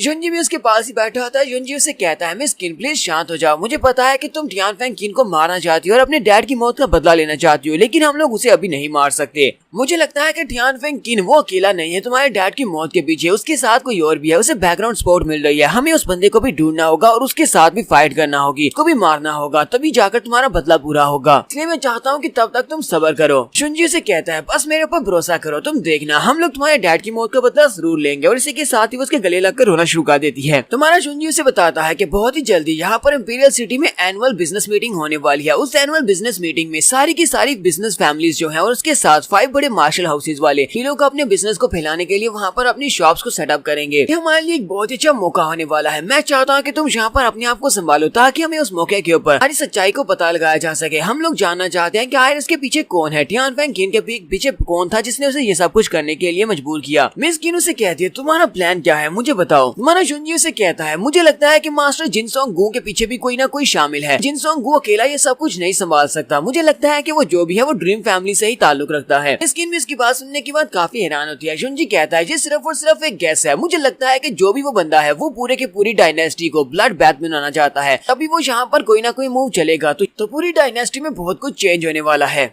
तो नेक्स्ट सीन हमें 2 दिन के बाद का दिखाया जाता है। 2 दिन के बाद हमारा जुनजी बाहर बैठा होता है और उसके सामने लॉरेन होती है। लॉरेन वहाँ पर अभी भी ट्रेनिंग कर रही होती है। हमारा जुनजी उसे बता रहा होता है कि कैसे वो यहाँ पर स्क्वाड कर सकती है, कैसे वो अपनी ट्रेनिंग को कंप्लीट कर सकती है। साथ ही जुनजी वहाँ पर बैठकर कुछ खा भी रहा होता है। साथ साथ उसे कह रहा होता है हमें यहाँ पर समर के मौसम में आइसक्रीम खानी चाहिए। उसकी तरफ देखते उसे भूख लगी होती है। वो उसे कहती है मुझे भी ये खानी है, लेकिन मैं कैसे खा सकती हूँ, अपनी ट्रेनिंग को कम्प्लीट करना है। हमारा जुनजी भी उसे कह रहा होता है कि जब तक तुम अपनी ट्रेनिंग को कम्प्लीट नहीं करती तब तक तुम्हें कोई भी आइसक्रीम खाने को नहीं मिलेगी। वक्त तुम्हारे जुनजी को बाहर से घोड़ा गाड़ी के रुकने की आवाज आती है। वो जल्दी से भागता हुआ उस तरफ चला जाता है, अपनी आइसक्रीम को भी फेंक जाता है। जबकि लॉरेन उस आइसक्रीम को कैच करती है और खाना शुरू कर देती है। जुनजी भागता हुआ बाहर जाता है तो मास्टर जैन और उसके साथ उसका जाओहा होता है। जाओहा और दोनों उसे देखकर बहुत ज्यादा खुश होते हैं और कहते हैं मास्टर आप तो काफी ज्यादा बड़े हो गए हैं। जबकि हमारा जुनजी भी उनसे कहता हाँ तुम लोगों से मिलकर मुझे काफी ज्यादा अच्छा लगा और जाओहा को तो देखो ये कितना लंबा हो गया है। पॉइजन जैन हमारे जुनजी से कहते हैं मास्टर आपको देखे हुए मुझे काफी महीने हो चुके हैं, लेकिन आपने इतने महीनों में काफी अच्छे से ग्रो किया है और साथ में आपकी कल्टीवेशन तो कहाँ तक पहुँच चुकी है। जुनजी से पूछता है तो मुझे ये बताओ कि हमारा चू टाउनशिप कैसा है, हमारा टाउन कैसा है। वहाँ से कहता है अब तुम्हें बिल्कुल भी उसके बारे में परेशान होने की जरूरत नहीं है। यंग मास्टर वक्त सिटी मेयर सब कुछ संभाल रहे हैं। हमारा चू टाउन इस वक्त वेस्ट की सबसे बड़ी फोर्स बन चुका है। ऐसा कहना गलत नहीं होगा कि अब कोई भी वहाँ पर ऐसा नहीं है जो कि हमारे चू टाउन के सामने टिक सके। हमारी चू फैमिली सबसे बड़ी फैमिली है। हमने रिसेंटली उस माउंटेन के ऊपर से जड़ी बूटियों के एक्सप्लोटेशन को खत्म किया है। वहाँ से जड़ी बूटियां हासिल करने के बाद जब हमने उन्हें किन बिजनेस में बेचा था उसके बाद से हमें काफी ज्यादा शेयर मिला है और वो शेयर बहुत ज्यादा था। तो हमें हर महीने हजारों के हिसाब से स्पिरिट स्टोन्स मिलते हैं। हमारे खजाने में टोटल 28,000 पीसीज हैं। जैसा कि तुमने कहा था कि हमें अपने साथ स्पिरिट स्टोन्स को लेकर आना है, तो हम लोग अपने साथ 28,000 स्पिरिट स्टोन्स को लेकर आए हैं। साथ ही वो सारी बिजनेस की बुक भी दिखाता है कि उन्होंने पिछले कुछ महीनों से जो कुछ भी किया है वो सब कुछ उसने उस बुक के अंदर लिखा होता है। तो जुनजी सारे रिकॉर्ड को पढ़ने के बाद सोच रहा होता है कि 28,000 स्पिरिट स्टोन्स ये काफी नहीं रहेंगे, क्योंकि हमें वहाँ पर बिजनेस के ऊपर कब्जा करना है। तो हमें सारी की सारी फैमिलीज को अपने साथ मिलाने के लिए लिए बहुत सारे स्पिरिट स्टोन्स की जरूरत पड़ेगी। और इसी के साथ ही हमारा जाओहा अपने साथ बहुत सारी फैमिलीज के पास से पिल्स को खरीद कर लाया होता है। ये सारी वही स्पिरिट पिल्स होती हैं। वो सारे के सारे अपने ब्रांड के हिसाब से उनको बेच रही होती हैं। तो ये सभी जब उनको चेक करते हैं तो उनके अंदर सभी के अंदर उन्हें हीन मिलती है। मिस किन उसे कहती है जैसा कि तुमने सोचा था ये बिल्कुल वैसा ही है। हमारे यहाँ पर किन फैमिली, सू फैमिली, लू फैमिली, जाओ फैमिली और युई फैमिली, इन सभी के बिजनेस में सभी की फैमिलीज में जितनी भी पिल्स हैं वो सभी की सभी अलग है, लेकिन उन सभी के अंदर हीन की अलग अलग डोज भी है। अब तो मुझे भी ऐसे लगता है कि जिनसों को अकेला ये सब कुछ नहीं कर सकता, क्योंकि इस वक्त जितने भी बड़े फैमिली बिजनेसेस हैं उन सभी के ऊपर लोगों का कब्जा है और इन लोगों ने वहाँ पर हीन को बेचना जारी किया हुआ था। इसका मतलब यह है कि ये पूरे इंपीरियल सिटी को यहाँ पर इस पिल का एडिक्ट बना रहे हैं। जुनियन सभी लोगों से कहता है, क्या तुम्हें पता है कि हमारी क्लाउड डायनेस्टी के 80% वॉरियर्स ऐसे हैं जो कि स्पिरिट पिल को यूज करते हैं, यानी कि हमारी आर्मी के लोग भी स्पिरिट पिल को यूज कर रहे हैं और जो हमारे एम्परर को प्रोटेक्ट करते हैं वो लोग भी इन स्पिरिट पिल्स को यूज करते हैं। मुझे लगता है कि कोई तो ऐसा मास्टरमाइंड है जो इन सभी लोगों को हीन के जरिए से कंट्रोल करना चाहता है। मुझे तो लगता है कोई ऐसा चाह रहा है कि वो हमारे एम्परर को गद्दी से हटाकर खुद एम्परर की सीट के ऊपर बैठ जाए। ताओ से कहता है, मास्टर ये तो बहुत ही बड़ी खबर है, मास्टर हमें इसको जाकर एम्परर को बताना चाहिए। ये पूरी की पूरी इंपीरियल सिटी के लिए बहुत ही बड़ी खबर हो सकती है। चाहे ड्रीम फैमिली वालों के पास काफी सारे लोग ही क्यों ना हो, उनके पीछे कोई मास्टरमाइंड ही क्यों ना हो, लेकिन इंपीरियल फैमिली के लिए भी यहाँ पर काफी सारी फैमिलीज हैं। कैप्सिस फैमिली और इसके साथ ग्रेट ब्लास्ट फैमिली, ये दोनों ही उनके साथ है। मुझे नहीं लगता कि ड्रीम फैमिली इनके खिलाफ ज्यादा कुछ कर पाएंगे, इसलिए मुझे लगता है कि मैं जाकर एम्परर या इंपीरियल फैमिली में किसी को बता देना चाहिए। तो उनसे कहता है, नहीं, हम लोग इस खबर को यहाँ पर रिलीज नहीं कर सकते। पहली बात तो यह है कि ये जो हीन होती है ये हाईली एडिक्टिव है, ठीक है। जो लोग भी इसे ले रहे हैं उनकी बॉडी के अंदर ये चली गई है और वो लोग इसको छोड़ नहीं सकते। इसको डिटॉक्सिफाई करने के लिए बहुत ज्यादा स्पेशल टूल्स की जरूरत पड़ेगी और ऐसे एंटीडोट्स की जरूरत पड़ेगी जो बहुत ज्यादा स्पेशल हो। दूसरी बात यह है कि हमारे पास ऐसा कोई भी सबूत नहीं है कि हम लोग ड्रीम फैमिली के ऊपर इसका इल्जाम लगा सके। ड्रीम फैमिली वाले अपनी जान छुड़ाने के लिए जिनसोंग गू के ऊपर सारा ब्लेम डाल सकते हैं और सिर्फ एक बंदे के ऊपर ब्लेम डालकर उसे शायद के ऊपर किया जा सकता है और ड्रीम फैमिली वाले दोबारा से ये काम शुरू कर सकते हैं। इसका मतलब यह है कि हम लोग पूरी की पूरी ड्रीम फैमिली या फिर जो भी मास्टरमाइंड है उसको नहीं पकड़ सकेंगे। ऊपर से उनके पीछे जो मास्टरमाइंड है उसको भी हमारे बारे में पता चल जाएगा कि हमने उनको एक्सपोज कर दिया है, जिसकी वजह से हम लोग उनके निशाने के ऊपर आ जाएंगे। मिस किन उसे कहती है, तो इसका मतलब यह है कि हम लोग यहाँ पर कुछ भी नहीं कर सकते, हम लोग यहाँ पर जानबूझकर भी अनजान बने रहेंगे। उसे कहता है, नहीं, हम लोग यहाँ पर ये सब कुछ मसला हल करने वाले हैं, मैं इन दोनों मसलों को यहाँ पर हल लूंगा, लेकिन ये सब कुछ एक्शन वाले दिन होने वाला है। लेकिन उससे पहले मेरे पास तुम्हारे लिए भी कुछ काम है, तुम सभी को कोई ना कोई काम करना होगा। मेरे पास तुम्हारे लिए कोई ना कोई टास्क है, जहाँ पर हम लोग अपनी एपिसोड 73 का एंड करेंगे। एपिसोड की एक्सप्लेनेशन अच्छी लगी हो तो कमेंट करके जरूर बताइएगा। चैनल को सब्सक्राइब कर दे, वीडियो को लाइक और शेयर कर दे। शुक्रिया।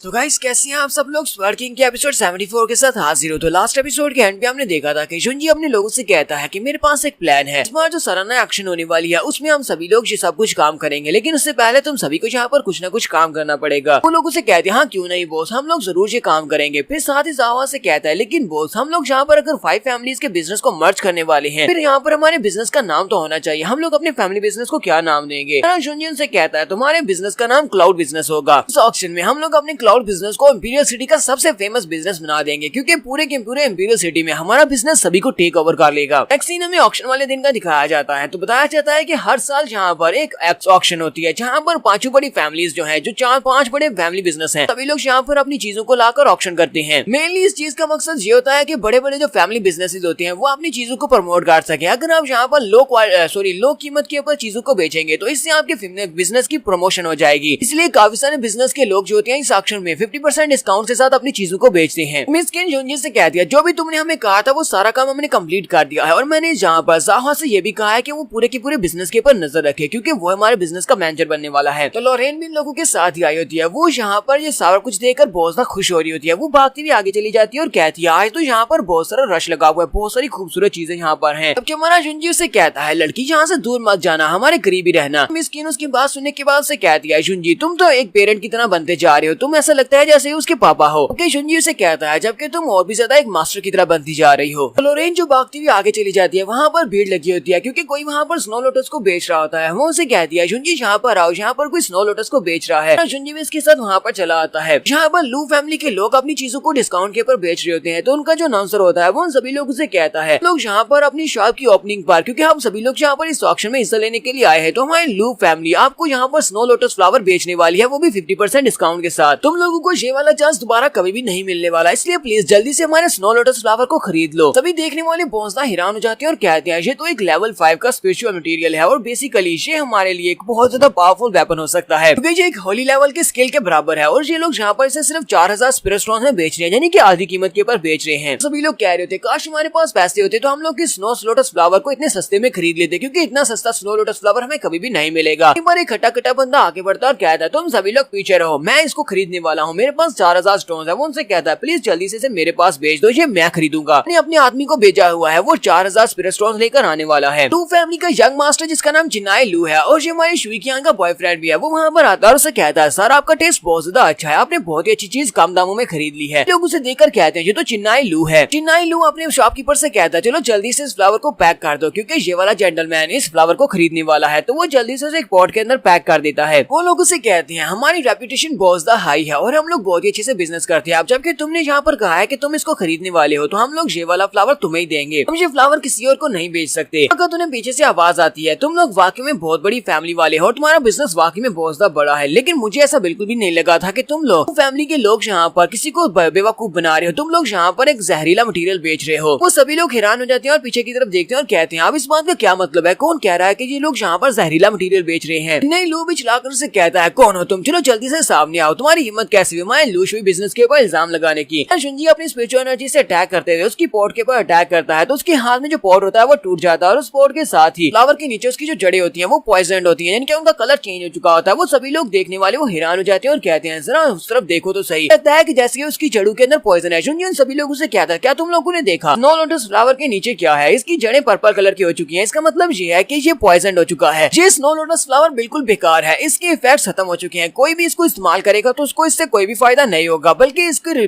पॉइजन के रिलीज करने की वजह से अभी इसको इस्तेमाल करेगा वो कुछ ही दिनों में मर जाएगा। लूशवी बिजनेस वाले तो वाकई में बहुत ज्यादा कमीने हैं। मैंने सुना था कि बिजनेसमैन अपनी चीज को बेचने के लिए कुछ भी करते हैं, लेकिन ये लोग तो यहाँ पर कस्टमर्स को बेवकूफ बना रहे हैं, कस्टमर्स की जान की बिल्कुल भी फिक्र नहीं है। ये कम रेट करके यहाँ पर स्नो लोटस फ्लावर को बेच रहे हैं, पता है कि इस चीज को कोई भी खरीद लेगा, लेकिन खरीदने वाले को क्या पता कि वो इसको इस्तेमाल करने के बाद मर जाएगा। सभी देखने वाले बहुत ज्यादा घबरा जाते हैं और कहते हैं यहाँ पर हो क्या रहा है, ये लोग वाकई में यहाँ पर कस्टमर्स को मारना चाहते हैं। तो सभी लोग बातें करना शुरू कर देते हैं और कहते हैं हम लोग भी यहाँ पर यही सोच रहे थे कि ये लोग एक 5th लेवल के मटेरियल को यहाँ पर इतनी आसानी से 50% डिस्काउंट के ऊपर कैसे बेच सकते हैं, इसका मतलब यह है कि ये वाकई में पॉइजन है, ये लोग हमें मरवाना चाहते हैं। ये सभी बिजनेस वाले इनको सिर्फ और सिर्फ फायदा चाहिए, ये अपनी चीज को बेचना चाहते हैं चाहे अगले वाले की जान ही क्यों न चली जाए। तो सभी लोग गुस्से के साथ वहाँ से पीछे की तरफ मुड़ जाते हैं, जबकि हमारा चिन्नाई लोन से कह रहा था प्लीज रुक जाओ, तुम लोग ऐसे नहीं जा सकते, तुम लोग यहाँ पर किसी की भी नॉनसेंस को नहीं सुन सकते, ये तो सिर्फ और सिर्फ यहाँ पर बकवास कर रहा है। हमारे पास स्टोर में और भी बहुत सारी चीजें, हम लोग उन सभी को भी 50% डिस्काउंट में बेचने वाले हैं। ठीक है मैं तुम्हें 70% डिस्काउंट में बेचूंगा, नहीं 90% डिस्काउंट में बेचूंगा, लेकिन कोई भी उसकी बात को नहीं सुनता और वो सभी लोग वहाँ से चले जाते हैं। चिन्नाई लू वहीं पर नीचे बैठ जाता है और कहता है ये क्या हमारा बिजनेस तो ठप हो गया, हम लोग यहाँ पर 90% डिस्काउंट में चीजें बेच रहे हैं लेकिन फिर भी उनको कोई खरीद नहीं रहा। बेचारा वहीं पर बैठा रो रहा होता है कि जबकि उसी वक्त लॉरेन उसके पास आती है और उसे कहती है कि वो वाला लोटस फ्लावर बहुत ज्यादा पसंद है, क्या तुम वो लोटस फ्लावर मुझे दे सकते हो अंकल। तो चिन्नाई लू फिर से उठकर खड़ा हो जाता है और कहता है छोटी लड़की मुझे यहाँ पर अंकल क्यों कह रही हो, अभी तो मैं बहुत ज्यादा यंग हूँ, मुझे प्लीज ब्रदर कहो। हाँ क्यों नहीं, मैं वो लोटस फ्लावर तुम्हें दे सकता हूँ, चलो ठीक है तुम रख लो, तुम फ्री में ले लो, वैसे भी मुझे ये स्पिरिट फ्लावर नहीं चाहिए, चलो ठीक है तुम ले लो। हमारी लॉरेन उसके पास है वो स्पिरिट फ्लावर लेती है और उसे कहती है अंकल तुम्हारा बहुत बहुत शुक्रिया अंकल, गुड बाय। और उस फ्लावर को लेने के बाद वो जल्दी से भागती हुई चली जाती है। चिन्नाई लू अंदर से बहुत ज्यादा खुश हो रहा था और कहता है मैंने स्पिरिट फ्लावर को यहाँ पर बेच ही दिया, चाहे मुझे इससे कोई भी फायदा नहीं हुआ, लेकिन इस गाँव वाली लड़की का क्या होगा, ये जाकर अपने फ्लावर को हमें जाकर सभी के सामने रखेगी और सभी की सभी फैमिली के मेंबर सभी मारे जाएंगे। मुझे भी ये बात अच्छी तरह से पता है कि ये फ्लावर बिल्कुल बेकार हो चुका है और इसके अंदर से टॉक्सिन्स रिलीज हो रहे हैं, जाओ जाकर अपनी फैमिली के सभी मेंबर्स को इस फ्लावर के साथ मार डालो। लॉरेन इस फ्लावर को लेकर सीधे झुंझी के पास चली जाती है और उसे कहती है झुंझी तुमने कहा था कि इस फ्लावर को अभी भी इस्तेमाल किया जा सकता है, हालांकि ये प्रेजेंट हो चुका है, तब भी झुंझी उसे कहता हाँ मैंने तुमसे झूठ नहीं बोला था, इसको यूज किया जा सकता है। तो चिन्नाई लू भी उसी तरफ ही देख रहा होता है, सोच रहा होता है ये यहाँ पर क्या कर रहा है। हमारा झुंझी उसके पास स्नो लोटस फ्लावर को पकड़ता है और उसे कहता है हम लोग इसके पॉइजनस पार्ट को इससे अलग कर सकते हैं। वो उसकी नीचे की जड़ों को तोड़ देता है, कहता है बस इसके नीचे की जड़ को तोड़ना होगा और उसके बाद हम लोग इस फ्लावर को उसी तरह यूज कर सकते हैं जिस तरह ये यूज होता है और ये बिल्कुल वैसे इफेक्टिव रहेगा। देखने के बाद तो चिन्नाई लू बहुत ज्यादा हैरान होता है और कहता है ये क्या बकवास है, इसका मतलब ये है कि हम लोग इस फ्लावर को अभी भी यूज कर सकते थे, मेरा तो बहुत ज्यादा नुकसान हो गया। तो चिन्नाई लू इस बात से बहुत ज्यादा गुस्सा आ जाता है और कहता है तुमने यहाँ पर मुझे धोखा दिया है। वो चिल्लाकर अपने लोगों से कहता है कोई आगे बढ़ो, जाकर इस लड़के को पकड़ो, वो इस लड़के को मेरे लिए मार डालेगा, मैं इसको ये कलरफुल स्नो लोटस दे दूंगा, ये लोटस फ्लावर उसका हो जाएगा। तो वो सभी लोग भागते हुए आगे बढ़ते हैं, मैं झुंझी के चारों चारों तरफ से घेर लेते हैं। जबकि यहीं पर हमारी शुई कियान की नौकरानी को भी दिखाते हैं जो कि लू फैमिली के साथ ही रहती है। वो ऊपर से बैल्कनी से देख रही होती है, वो भागती भी जाती है और कहती है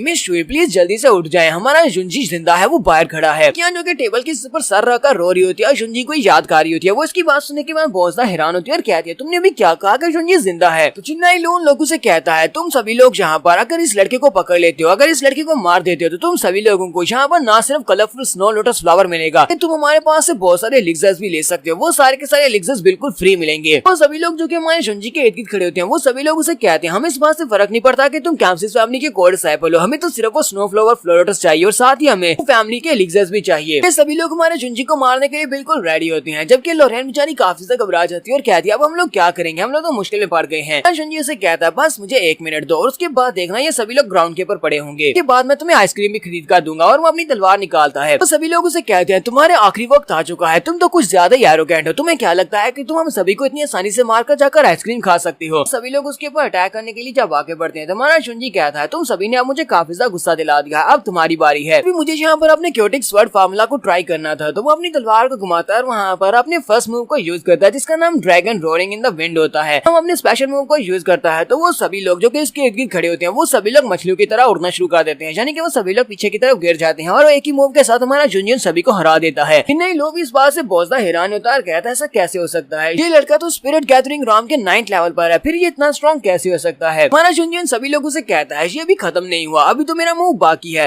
आसमान के ऊपर दिखाते हैं कि वहाँ पर बहुत ही बड़ी बड़ी तलवारें होती हैं। हमारा जुंजी से कहता है तो अब तुम सभी लोग कहाँ पर जाओगे, जबकि वो सभी लोग वहाँ से भागना शुरू कर देते हैं और कहते हैं हम सभी लोग नहीं बचेंगे, हमें यहाँ से जाना है, हमें कोई भी स्नो लोटस फ्लावर नहीं चाहिए, क्योंकि सभी लोग तो वहाँ से भाग जाते हैं। जबकि चिन्नाई लू वहीं पर बैठा होता है और उसके साथ शॉपकीपर होता है, वो दोनों एक दूसरे के साथ लिपट कर रोना शुरू कर देते हैं। हमारी जुंजी की तलवारें ऊपर से नीचे की तरफ गिरती हैं। उसी वक्त चिन्नाई लू के डैड वहाँ पर आ जाते हैं और अपनी पावर्स को यूज करते हुए सामने एक शील्ड बना लेते हैं और उसे कहते हैं मिस्टर लू प्लीज मेरे बेटे के ऊपर तरस खाएं और इसे बख्श दें, मैं यहाँ पर अपने बेटे की तरफ से आपसे माफी मांगता हूँ, उसने आपको ऑफेंड किया है। फिर साथ ही वो अपने बेटे की तरफ देखते हैं, चिल्लाकर उसे कहते हैं चिन्नाई तुम वहाँ पर कर क्या रहे हो, चलो जल्दी से इसे माफी मांगो। इसी के साथ ही मिस्टर लू शुई वो खुद भी हमारे जुंजी से माफी मांगते हैं और हमारी शुई कियान भी वहाँ पर नीचे उतर आती है। जब जुंजी देखता है कि शुई कियान वहाँ पर नीचे खड़ी है, अपनी तलवारों को वहाँ पर से डिप्लीट कर देता है ताकि तलवारें उसको ना लगे। हमारा जुंजी उसे कहता है मैं उम्मीद करता हूँ कि तुम इस बार अपने बेटे को अच्छे से समझाओगे कि हमेशा यहाँ पर उसका बेटा बच नहीं सकता, अगर वो किसी ऐसे के साथ पंगा लेगा तो उससे बहुत ज्यादा स्ट्रॉन्ग है, तो अगली बार मैं अपनी तलवारों को पीछे नहीं लूंगा अगर अगली बार उसने मुझे यहाँ पर ऑफेंड किया। हमारा जुंजी अपने साथियों के साथ पीछे की तरफ मुड़ जाता है, जबकि शुई कियान सोच रही होती है इस बात से बहुत ज्यादा खुश हूँ कि तुम अभी तक जिंदा हो। तुम्हारे जुंजी के वहाँ चले जाने के बाद नहीं लू अपने डैड से कहता है डैड आपने उस लड़के को जाने क्यों दिया, उसने हमारे बिजनेस को ठप कर दिया है, हमारे पास अब कोई भी कस्टमर नहीं आ रहा, तो जाकर उस लड़के को मार देना चाहिए। उसके डैड गुस्से के साथ उसे कहते हैं लड़के क्या तुम्हें नहीं लगता कि तुमने यहाँ पर जो कुछ भी किया है उस सब की वजह से उस हमारे बिजनेस को ज्यादा नुकसान पहुंचा है, तुम यहाँ पर कर क्या रहे थे।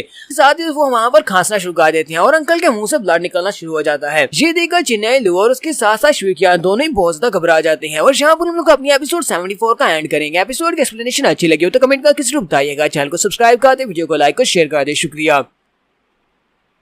तो गाइस कैसे हैं आप सब लोग, स्वर्ड किंग की एपिसोड 75 के साथ हाजिर हो। तो लास्ट एपिसोड के एंड पे हमने देखा था नहीं लू अपने डैड से कहता है डैड हमने उस लड़के को जाने क्यों दिया, हम लोग उस लड़के को अच्छा सबक सिखा सकते थे, उसने हमारा बिजनेस ठप करवा दिया। तो उसके डैड उसे कहते हैं लड़के क्या तुम्हें अभी तक इस बात की समझ नहीं आ रही, तुमने यहाँ पर जो मुश्किल काज कर दी है। साथ ही वो खांसना शुरू कर देते हैं, उनके मुंह से ब्लड निकलता है। मिस्टर लू कहते हैं लगता है कि मेरी पुरानी बीमारी यहाँ पर फिर से अरूज पर आ चुकी है, इसी वजह से मेरे मुंह से फिर से ब्लड निकल रहा है। वो शुई कियान से कहते हैं बेटा शुई कियान जाओ अंदर से जाकर मेरी पिल्स लेकर आओ। कियान उनसे कह दिया ठीक है अंकल मैं अभी जाती हूँ, जाकर अपनी पिल्स लेकर आती हूँ। जबकि उसके जाने के बाद अंकल लू शुई कहते हैं मुझे तो इस बारे में जरा भी अंदाजा नहीं था कि उस लड़के की कल्टीवेशन लो होने के बाद भी उसकी तलवारबाजी इतनी ज्यादा पावरफुल हो सकती है कि तलवारों को वहाँ पर ब्लॉक करने के चक्कर में देखो मेरी क्या हालत हो गई है। शुई कियान उनके लिए पिल्स वाली बॉटल लेकर आती है तो वो उसमें से एक पिल को निकालते हैं और इस पिल को खा जाते हैं और कहते हैं इस पिल को यूज करने से ये पिल्स वाकई में बहुत ज्यादा अच्छी है, इन पिल्स को खाने से हमारी इंप्रूवमेंट काफी ज्यादा अच्छे से हो रही है। साथ ही वो से कहते हैं बेटा मुझे यहाँ पर ब्लेम मत करना, मुझे यहाँ पर ये सब कुछ करना पड़ा क्योंकि सिचुएशन ही ऐसी थी, मुझे पता है कि मैंने तुम्हारे पास कुछ ज्यादा ही गुस्सा किया है। कि जहाँ तक मुझे पता है मेरी इन्फॉर्मेशन के मुताबिक यही लड़का क्लाउड चू यानी जुंजी ये किन फैमिली के बिजनेस में घुस गया था, जो उनके मैंशन में गया और उसके वहाँ पर जाने के बाद मास्टर किन की मौत होगी। मास्टर किन की मौत होने के बाद उसकी बेटी इसके साथ है और उसके बाद से किन फैमिली की जितने भी शॉप्स हैं उन सभी के पास जितने भी लोग थे वो सभी लोग मारे जा रहे हैं। चाहता है कि यहाँ पर तुम भी इस लड़के के हाथों से मारे जाओ। लू शुई अपने बेटे से कहते हैं मुझे उस टियान फैंग किन के बारे में ज्यादा कुछ तो नहीं पता, लेकिन मुझे ऐसा लगता है कि हमारे जुंजी को इस बारे में कुछ पता चल चुका है। चिन्नाई लू अपने अपने डैड से कहता है डैड तो इस बात का मतलब ये तो नहीं है कि उसे हीन के बारे में पता चल गया है। तो उसके डैड से कहते हैं यहाँ पर आराम से बात करो, यहाँ पर दीवारों के भी कान होते हैं, अगर किसी ने सुन लिया तो फिर हमारे लिए बहुत ज्यादा मुश्किल हो जाएगी। हमें इस लड़के की बैकग्राउंड के बारे में कुछ भी नहीं पता, उसके पास जो स्ट्रेंथ है वो वाकई में बहुत ज्यादा है और फ्यूचर में ये बहुत ज्यादा स्ट्रॉन्ग बन सकता है। अगर हमने इस लड़के से जल्दी नहीं निपटा, इस लड़के को जल्दी नहीं मारा तो हमारे लिए बहुत ज्यादा मुश्किल हो जाएगा। फिर लू अपने डैड से कहता है तो डैड फिर बताएं कि हमें आगे क्या करना चाहिए। डैड से कहते हैं मैं चाहता हूँ कि अपने कुछ लोगों को भेजो, तो फैमिली और जाओ फैमिली के लड़कों को यहाँ पर बुला कर लाओ, हमें उनके साथ बात करनी होगी, हमें उनके साथ मीटिंग करना होगी। साथ ही अपने मास्टर जिनसंग गो को भी बुलाना, उन सभी लोगों को एक ही जगह के ऊपर बुलाओ और वहाँ पर बैठकर सभी लोगों से इस बारे में बात करते हैं। मैं चाहता हूँ कि इस ऑक्शन के बाद शुनजी बहुत ही बुरी मौत मरे, इस वजह से हम लोगों को यहाँ पर एक प्लान बनाना होगा। तो शुई ज्ञान भी वहाँ पर दीवार के पीछे खड़ी है, सारी बातें सुन रही होती है। एक सीन हमें ऑक्शन हॉल का दिखाया जाता है। ऑक्शन हॉल के अंदर रिसेप्शन के ऊपर एक लड़की होती है और साथ में एक रिसेप्शन वाला बंदा होता है जो कि चीजों को ऑक्शन कर रहा होता है। वो उन सभी लोगों से कहता है तुम लोगों ने यहाँ पर इस ब्लैक विद स्पीयर को देखा है, हम लोग इसे 6500 स्पिरिट स्टोन में बेचने वाले हैं। इसे मास्टर काइजर स्नो ने बनाया और एक बहुत ही परफेक्ट वेपन है। तो यहाँ पर कौन इसके लिए बिडिंग करेगा। यही बार ऊपर वाले हाल का सीन भी दिखाते हैं जहाँ पर हुडी जाओ बैठा होता है। एक बंदा उसके पास उसका लॉलीपॉप बनाकर लाता है और उससे कहता है सर आपका लॉलीपॉप बिल्कुल रेडी है। तो अपने लॉलीपॉप को पकड़ता है और कहता है हमारा बहुत बहुत शुक्रिया। साथ ही वो ऑक्शन को भी देख रहा था और कहता है जरा उस बंदे की तरफ देखो तो सही जिसने उस ब्लैक विद स्पीयर को खरीदा है। उसे लगता है कि ये एक बहुत ही परफेक्ट वेपन है, बेचारा उसने तो यहाँ पर एक वेपन को खरीद कर खुश हो रहा है। जबकि उसके साथ सू फैमिली का यंग मास्टर भी होता है। तो यंग मास्टर से कहता है बस भी करो, तुम वहाँ पर ब्लैक विद स्पीयर के बारे में ये वाली बातें खा रहे हो जबकि तुम्हारे पास जो ड्रम्स है वो तो बहुत ज्यादा बेकार है। होली साहब गुस्से के हिसाब से कहता है तुम्हें कोई प्रॉब्लम है, मेरे पास जो ड्रम्स है वो किंग वेपन है। सू फैमिली का यंग मास्टर से कहता है बकवास बंद करो, किंग वेपन्स बहुत ज्यादा पावरफुल और स्पेशल वेपन्स होते हैं। हमारी पूरे के पूरी क्लाउड डायनेस्टी में सिर्फ और सिर्फ 2 ही किंग वेपन्स हैं। इस वक्त वो दोनों स्पेशल वेपन्स जो हैं उनमें से एक ड्रीम फैमिली वालों के पास है जबकि दूसरा कैम्सिस फैमिली वालों के पास है। पुलिस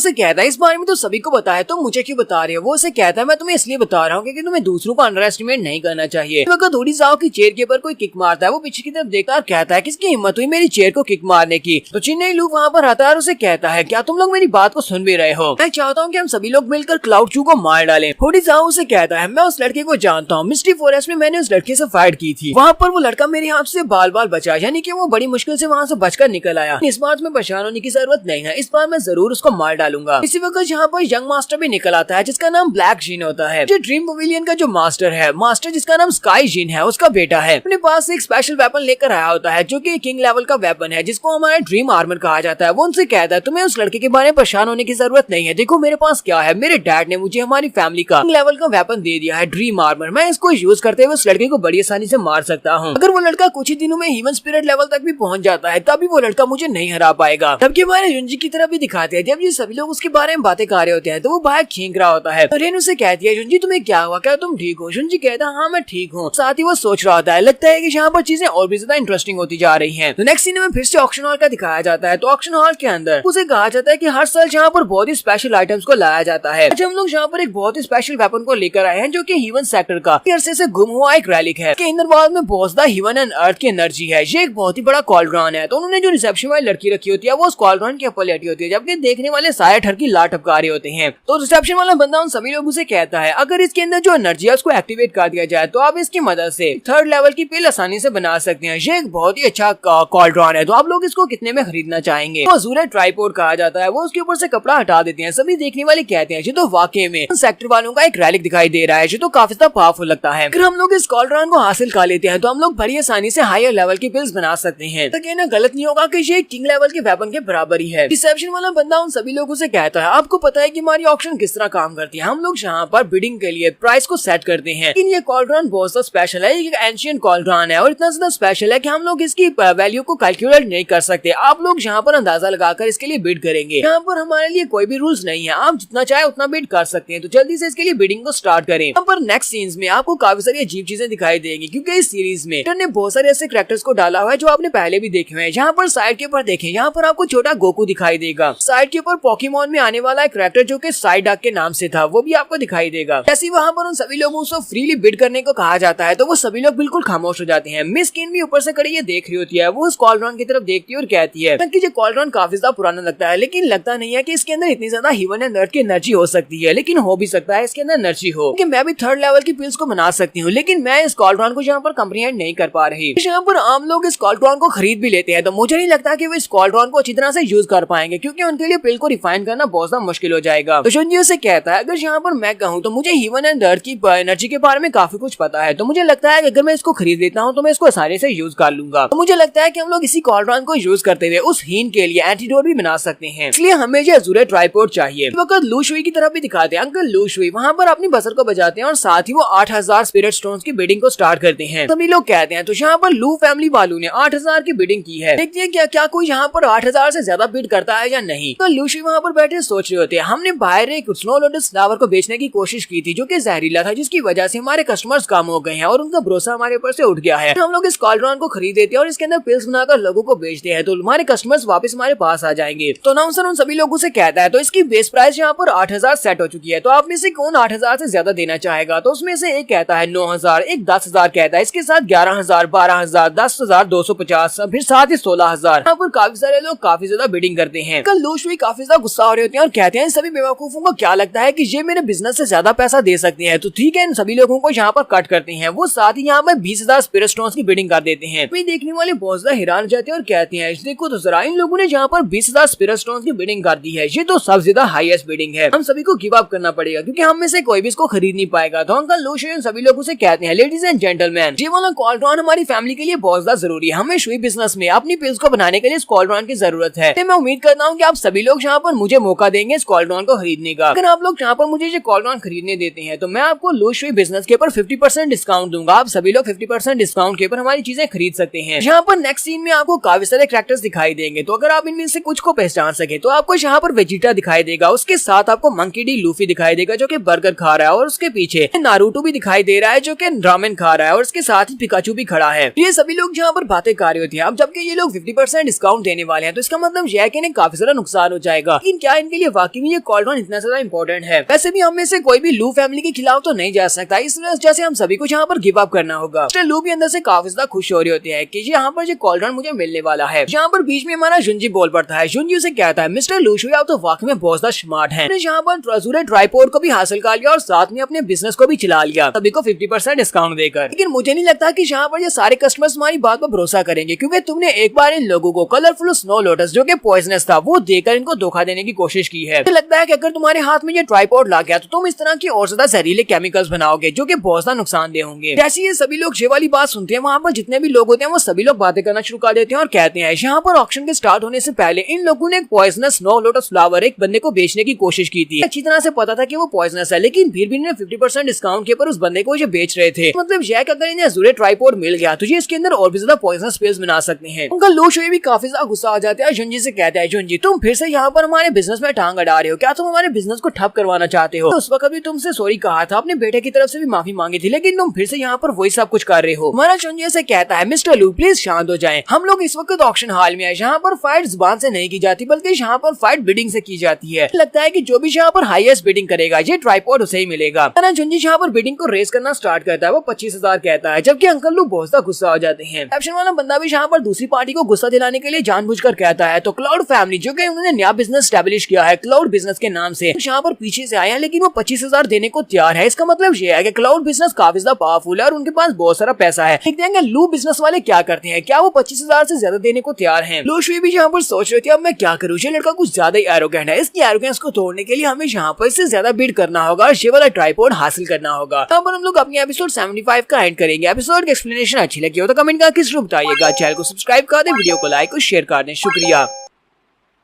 तो गाइस कैसे हैं आप सब लोग? स्वर्ड किंग की एपिसोड 76 के साथ हाजिर हो। तो लास्ट एपिसोड के एंड पे हमने देखा था ऑक्शन हॉल में ऑक्शन जारी होती है। रिसेप्शन वाला बंदा कहता है तो यहाँ पर क्लाउड बिजनेस वालों ने ट्राइपॉड के लिए 25000 की कीमत को सेट किया है। तो देखते हैं कि लू फैमिली वाले क्या करते हैं, क्या वो इससे ज्यादा कीमत देने को तैयार हैं। मिस्टर लू वहाँ पर सोच रहे होते हैं मुझे यहाँ पर इस कॉल्ड्रॉन को खरीदना पड़ेगा, इसे हराना पड़ेगा, लेकिन मेरे पास इतने पैसे भी नहीं है। तो इसी वक्त उनका बेटा चिन्नाई लू उनके पास आता और कहता है डैड आपको परेशान होने की जरूरत नहीं है, मेरे पास हेल्प है, मैं अपने दोस्तों को लेकर आया हूँ। ड्रीम फैमिली का यंग मास्टर से कहता है मिस्टर लू आपको बिल्कुल परेशान होने की जरूरत नहीं है, मेरे फादर को आपकी सारी सिचुएशन के बारे में अच्छी तरह से पता है और आपको पता है कि मेरे फादर क्या है, ड्रीम फैमिली के मास्टर हैं। आपने हमारी ड्रीम फैमिली के लिए जो कुछ भी किया है उसकी वजह से मेरे फादर यहाँ पर आपको बहुत ही कम रेट के ऊपर, बहुत ही कम इंटरेस्ट रेट के ऊपर कर्जा देने को तैयार है। आप लोग इस ट्राइपॉड के लिए यहाँ पर बिड कर सकती हैं। तो चिन्नई लू अपने डैड से कहता है, डैड अब आपको यहाँ पर हेजिटेट करने की जरूरत नहीं है, चलो जल्दी से यहाँ पर बिडिंग स्टार्ट करो। अंकल लू भी बहुत ज्यादा खुश हो जाते हैं और कहते हैं, यंग मास्टर आपका बहुत बहुत शुक्रिया, आप देखो कैसे मैं यहाँ पर इस वाले ट्राइपॉड को हासिल करता हूँ। साथ ही वो अंदर से सोच रहे होते हैं, तो क्लाउड चू अब देखो मैं तुम्हारा क्या करता हूँ, अब जबकि तुम यहाँ पर मेरे साथ बिडिंग को रेस करना चाहते हो तो देखते हैं कि तुम कहाँ तक बिडिंग को रेस कर पाते हो। अंकल लू वहाँ पर बिडिंग को बढ़ाते हैं, वो 30,000 का रेट लगा देते हैं। तो सभी लोग कहते हैं, तो यहाँ पर 30,000 का रेट हो चुका है। जुंजी आगे से 35,000 कहता है, उसके साथ ही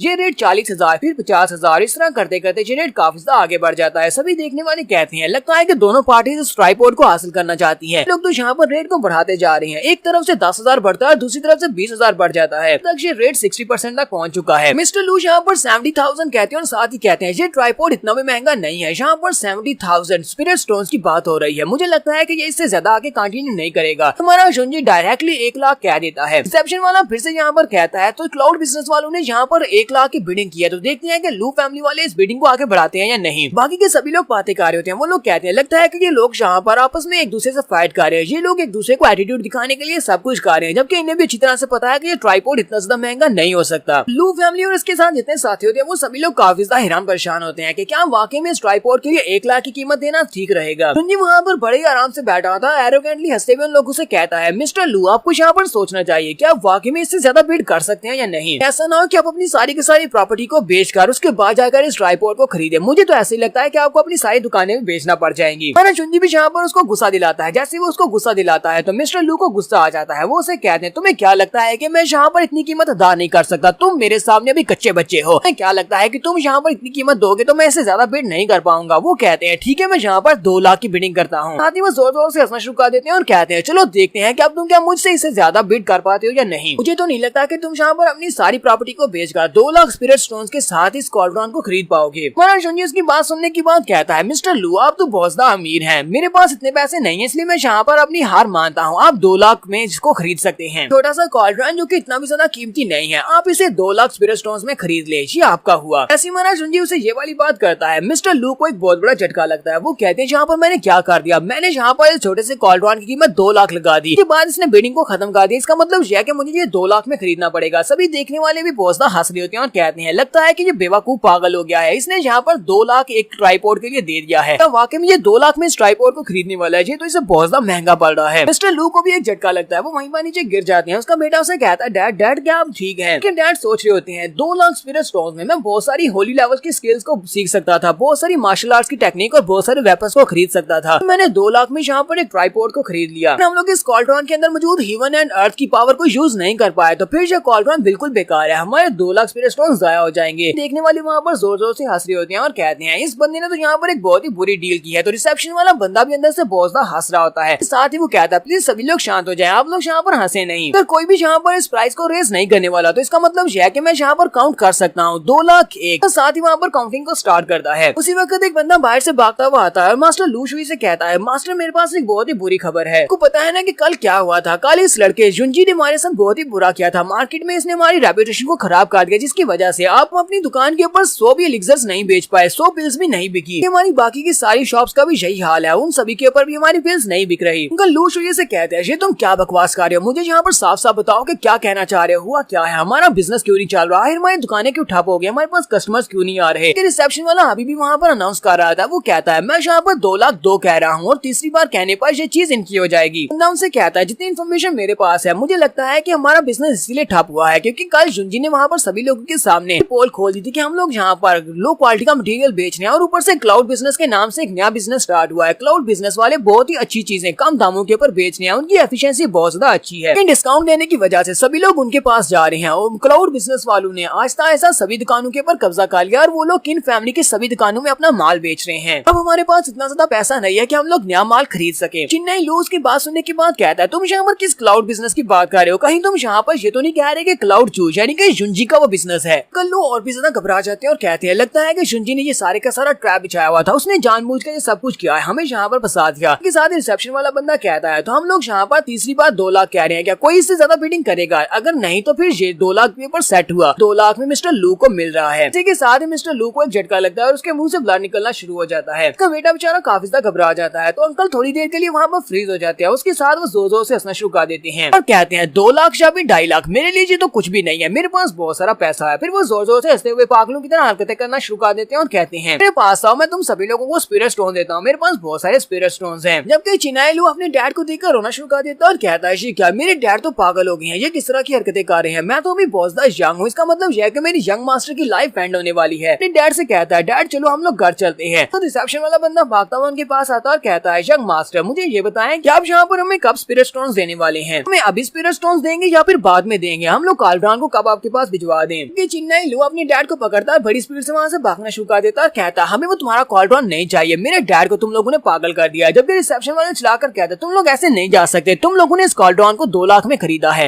ये देखने के बाद अपने टाइगर से कहता है, यानी जाओहा से कहता है, जाओहा तुमने बहुत ही अच्छा काम किया, तुम्हारी स्ट्रेटेजी वाकई में काम कर रही है, सारे बिजनेस ठप हो चुके हैं। वो से कहता है, यंग मास्टर ये तो आपने मुझे बताया था कि हमें ये काम करना है। जुनजी कहता है, तो हम लोग यहाँ पर अच्छे मटेरियल के जो एलिक्सर्स हैं वो लो प्राइस में बेच रहे हैं, लेकिन हम लोग इसे हमेशा के लिए नहीं बेच सकते क्योंकि हमें इससे काफी नुकसान हो रहा है, लेकिन इतना काफी रहेगा 5 बड़ी फैमिलीज के बिजनेस को ठप करने के लिए। टीम फैमिली का यंग मास्टर ऊपर खड़ा ये सब कुछ देख रहा होता है, कहता है, इस लड़के की स्ट्रेटेजी बहुत ज्यादा अच्छी थी, इसने 5 बड़ी फैमिलीज में से लू फैमिली के बिजनेस को यहाँ पर ठप कर दिया, वो भी सिर्फ और सिर्फ एक ब्लफ से। कि मैंने इस लड़के को कुछ ज्यादा ही अंडर एस्टिमेट किया है। हुडी जाओ काफी ज्यादा गुस्सा आता है और कहता है, मैं इस लड़के को यहाँ पर अच्छा सबक सिखाऊंगा, मैं यहाँ पर रीब्रीडिंग स्टार्ट करने वाला हूँ ताकि इसको सबक सिखाया जा सके। यंग मास्टर सू से कहते हैं, बकवास बंद करो, हमारे पास इतना पैसा नहीं है कि हम लोग इस ट्राइपॉड के लिए यहाँ पर अपने पैसे को जाया कर सके, इसी वजह से हमें यहाँ पर शांत रहना होगा, हमें कोई और तरीका ढूंढना होगा इस लड़के को मारने का। हुडी जाओ जल्दी से आगे बढ़ता है, उसे कॉलर से पकड़ता है और कहता है, तुम्हारी हिम्मत कैसे हुई मुझसे इस तरह बात करने की, अगर तुम मेरे बड़े भाई भी होते तभी मैं यहाँ पर तुमसे बिल्कुल भी नहीं डरता, मेरे सामने इस तरह जीनियस बनने का नाटक ना किया करो। ड्रीम फैमिली का यंग मास्टर आगे बढ़ता है और दोनों से कहता है, तुम दोनों बस करो। ये बात सच है कि लू फैमिली का बिजनेस अब ठप हो चुका है, लेकिन मुझे इस बात से ज्यादा फर्क नहीं पड़ेगा अगर तुम दोनों की फैमिली बिजनेस भी ठप हो जाए, इसलिए चुपचाप यहाँ पर बिहेव करो, वरना तुम दोनों को भी यहाँ पर ड्रीम फैमिली से निकाल दिया जाएगा। रिसेप्शन वाला बंदा उन सभी लोगों से कहता है, अब जबकि लू फैमिली वालों ने यहाँ पर अपने वर्ड्स को तोड़ दिया, यानी कि उन्होंने बिडिंग को पीछे ले लिया और वो यहाँ से भाग गए हैं, मतलब यह है कि हमारी बिडिंग इनवैलिड हो चुकी है। ऑक्शन के रूल्स के मुताबिक अगर एक बंदा पीछे हट जाता है तो इसके बाद जिसने हाईएस्ट बिडिंग की होती है तो ये ट्राइपॉड उसे जाएगा, तो इसका मतलब यह है कि मिस्टर युंजी ने इस ट्राइपॉड को खरीद लिया है। तो वो जल्दी से भागता हुआ युंजी के पास जाता है और कहता है, भागता हुआ युंजी के पास जाता है और उसे कहता है, मिस्टर चुआ आपने यहाँ पर 1 लाख की बिडिंग की थी, तो क्या आप हमें 1 लाख अभी देंगे? युंजी उसे कहता है, मेरे पास तो 1 लाख बिल्कुल भी नहीं है, मेरे पास सिर्फ 25,000 है, क्या तुम 25,000 में से बेचोगे? तो वो उसे कहता है, ये तो बहुत ज्यादा लो प्राइस है। फिर साथ ही वो उसे कहता है, लेकिन अगर तुम यहाँ पर एक हाईएस्ट बिडर हो तो फिर ठीक है, हम लोग यहाँ पर कैश भी लेते हैं, अगर तुम चाहो तो अपने वीजा कार्ड को भी यूज कर सकते हो, फिर हम लोग यहाँ पर कैश ऑन डिलीवरी को भी सपोर्ट करते हैं।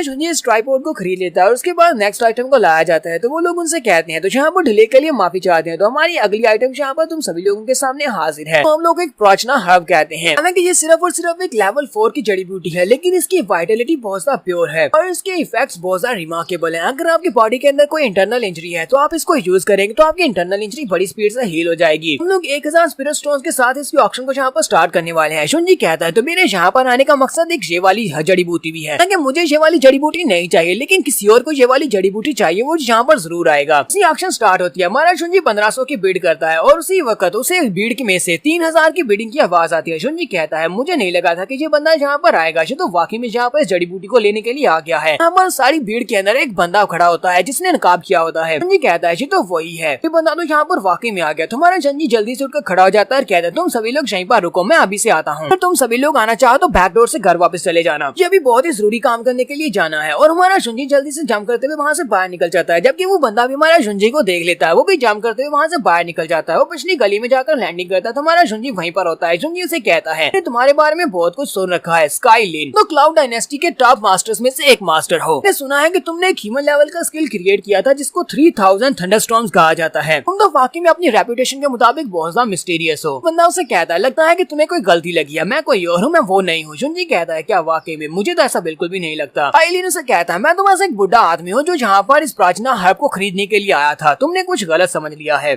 शुंजी इसको किस तरह अपना एल्डर बनने के लिए मनाएगा हम लोग नेक्स्ट एपिसोड में देखेंगे। एपिसोड की एक्सप्लेनेशन अच्छी लगी तो कमेंट करके जरूर बताइएगा। चैनल को सब्सक्राइब कर दे, वीडियो को लाइक और शेयर कर दे। शुक्रिया। तो गाइस कैसे हैं आप सब लोग? स्वर्ड किंग के एपिसोड 77 के साथ हाजिर हो। तो लास्ट एपिसोड के एंड पे हमने देखा था कि हमारा युंजी एक मास्टर के पीछे जाता है जिससे उसे लगता है कि वो मास्टर है, यानी कि वो क्लाउड डायनेस्टी का सबसे पावरफुल मास्टर होता है। वो उसके पीछे जाता है और जाकर उससे बात कर रहा होता है, जबकि वो मास्टर इस बात को डिनाई कर देता है कि वो वही पावरफुल मास्टर है जिसके बारे में वो बात कर रहा है। युंजी से सारी डिटेल बताता है। वो उसे कहता है कि मुझे पता है तुम्हारा नाम क्या है। वो उसे कहता है, तुम्हारा नाम स्काई जिन है, तुम एक बहुत ही पावरफुल मास्टर हो जिसके पास लेवल 7 की मार्शल स्पिरिट है। इसका मतलब ये है कि तुम क्लाउड डायनेस्टी के एक बहुत ही लेजेंड लेजेंडरी फिगर हो। तब से तुमने कल्टीवेट करना स्टार्ट किया है, तब से तुमने किसी भी सेक्टर को ज्वाइन नहीं किया। तुम हमेशा से अकेले ही कल्टीवेट करते आ रहे हो, इसी वजह से तुम अकेले ही रहे हो। 30 साल पहले स्काई जिन अचानक से गायब हो गया था और सभी को ऐसा लगता है कि वो गायब हो गया, सभी को ऐसा लगता है कि वो मर गया है, इसी वजह से वो गायब हुआ है, जबकि उन सभी को इस बारे में बिल्कुल भी नहीं पता। मास्टर स्काई जिन ने ह्यूमन स्पिरिट राम के बाद जिन और जैंग स्पिरिट राम को भी पार किया और उसके बाद अब वो निर्वाणा स्टेज में पहुंच चुका है। राम ऑफ निर्वाणा को थंडर ब्रेक निर्वाणा भी कहा जाता है, क्योंकि उसमें हम लोग जहाँ पर ब्रेक थ्रू करने की कोशिश कर रहे हैं तो हर बार ह्यूमन की तरफ से आपके ऊपर थंडर स्टॉर्म गिरता है और उस थंडर स्टॉर्म को फेस करने के बाद आप ब्रेक थ्रू को कंप्लीट कर सकते हैं।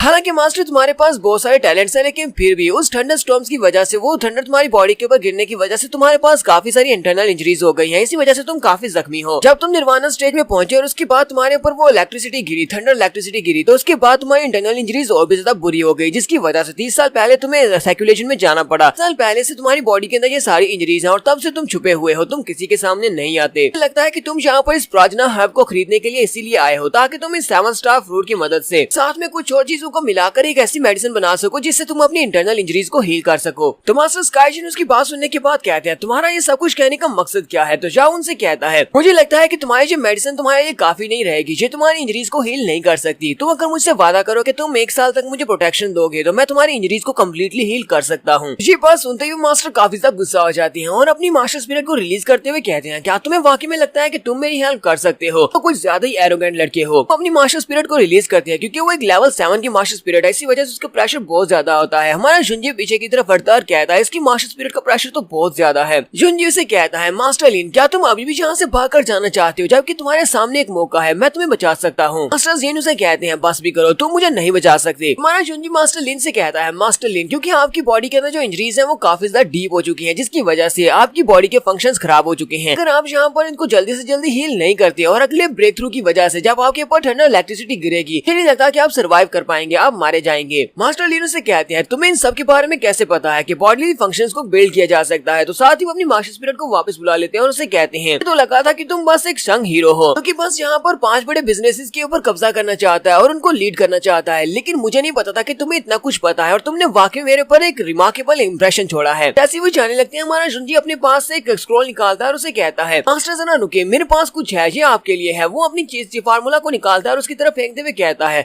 तो इसके अंदर कुछ जड़ी बूटियां और उसके साथ एक फार्मूला लिखा हुआ है जिसके साथ आप अपने बॉडीली फंक्शंस को दोबारा से रिएक्टिवेट कर सकते हैं। साथ में मैं आपको एक 9 ऑरिफिस अजूरे रूट दे रहा हूँ। मुझे लगता है कि आपके अपने स्पिरिट मटेरियल्स के साथ ये वाली रूट काफी ज्यादा अच्छे से ब्लेंड हो जाएगी और आपके बॉडीली फंक्शंस को रिकवर करने में काफी ज्यादा मदद करेगी। जुंजी उसे कहता है, चलो ठीक है, आप इसको अपने पास रखें, इसको प्रैक्टिस करें, अगर आपको लगे कि ये काम कर रही है तो आप मेरे पास आ जाना। 3 दिन के बाद आपको मेरे क्लाउड होम में आना होगा। तो मास्टर स्काई जिन उसे कहते हैं, तो मैं यहाँ पर तुम्हारे लिए इस बात को यकीन कर लेता हूँ क्योंकि तुमने मुझे यहाँ पर एक 6 लेवल की जड़ी बूटी दी है। मैं यहाँ पर तुम्हें एक और बात बता देता हूँ, अगर मुझे पता चला कि तुमने यहाँ पर मुझे बेवकूफ बनाया है और ये मेरे किसी भी काम की नहीं है, तुम्हारे कुछ और प्लान है, तो मैं तुम्हें यकीन दिलाता हूँ कि मैं तुम्हारे साथ साथ तुम्हारी पूरी की पूरी फैमिली को बर्बाद कर दूंगा। फिर चाहे कैम्सिस फैमिली के तुम कोल्ड साइपल क्यों ना हो, मैं कैम्सिस फैमिली को भी नहीं छोड़ूंगा। साथ ही वो मास्टर बड़ी स्पीड से वहाँ से उड़ जाते हैं और गायब हो जाते हैं। तुम्हारा जुंजी सोच रहा होता है, हालांकि मास्टर कुछ ज्यादा ही एरोगेंट है, लेकिन अगर इसने यहाँ पर देख लिया कि मैं इसके काम का हूँ तो ये मेरा साथ देगा और अगर 1 साल के लिए मुझे इसकी प्रोटेक्शन मिल जाती है, मुझे किसी बात के लिए परेशान होने की जरूरत बिल्कुल भी नहीं है।